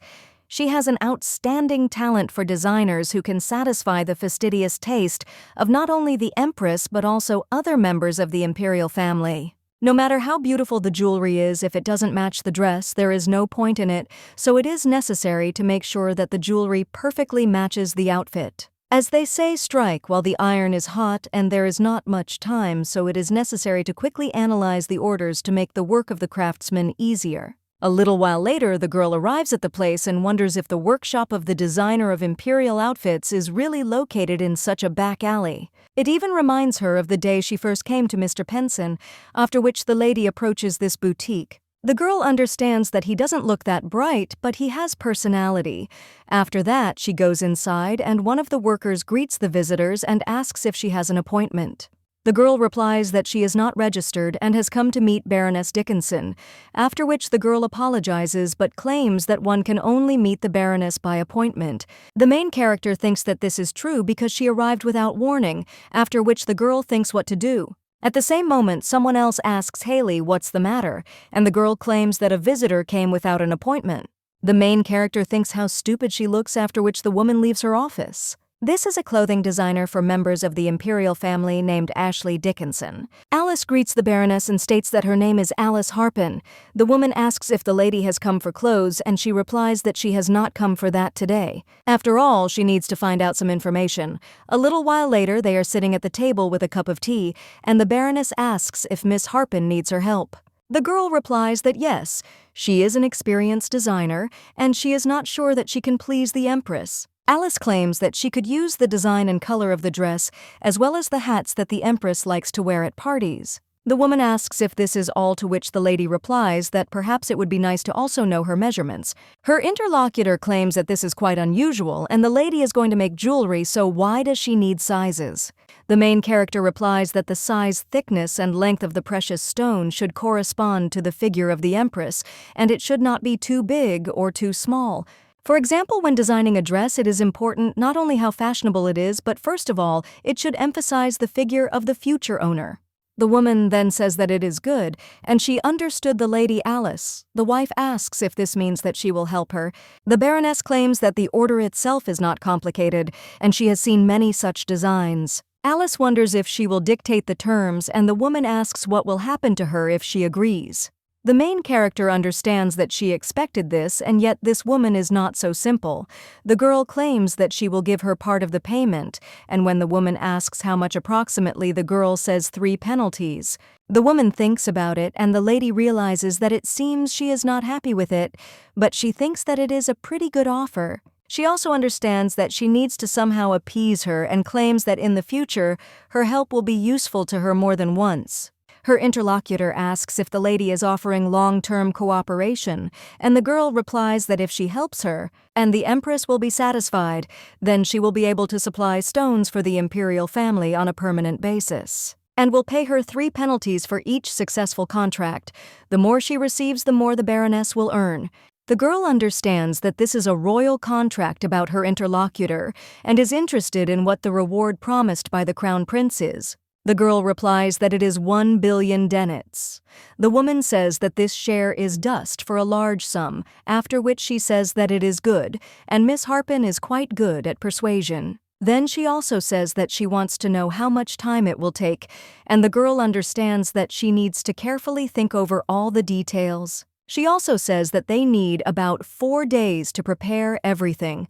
The girl says that it is necessary to understand whether the jewelry matches the dress, but does not claim that the Baroness is a master of her craft. Therefore, she would like to hear her comments and remarks, and it would also be possible to discuss their further cooperation. The woman then turns to Miss Harpin and says that she still needs to think about her proposal, and she will try to give an answer this evening. A little while later, the main character sits in her office and remembers how the lady claimed that her offer was tempting, but she could not give an answer to it now. Alice understands that this agreement will be the most difficult during the transactions with Mr. Penson, and also the Duke. The conditions were favorable, and the Marquis of Black, although initially hostile, changed his mind after the Duke's consent. On the other hand, Ashley Dickinson will give an answer only after careful thought, having calculated everything down to the smallest detail, so you will have to try to cooperate with her. The girl also thinks that if she doesn't agree, then she understands that it's better not to think about it now. Alice understands that she spent almost the entire day signing contracts, and there are still many things she wants to do. In the future, she will definitely fulfill all her plans, and she has people who support her. When someone knocks on the door, the lady tells that person to come in. The maid enters the room and greets the mistress and asks how things are going. Alice also greets Neri and says that there is something to discuss. The girl asks what exactly, after which the main character hands me and a piece of paper and tells her to read this first. The maid, having read the contents, turned to the lady with admiration, and the main character claims that this is how she began to be responsible for the Empress's precious stones. Neri says that the lady did a great thing, so she congratulates her. Who would have thought that their company would participate in imperial affairs, and the main characters do not answer that. Let's do it again. This is the imperial palace, so the reward is worthy. The maid tells the mistress to tell more details, and the main character agrees. After which, she suggests going down, and there she will tell you everything. Then these two head to the living room. When they get there, the main character claims that it really wasn't easy with Mrs. Dickinson. Her interlocutor says that the lady immediately decided to go to her and no one improvises like her. The main character wonders if this is praise, and the maid claims that she is simply saying that the lady has excellent intuition. After all this time she brings only positive results, and the main character says that it seems that Neri is becoming more and more cunning every day.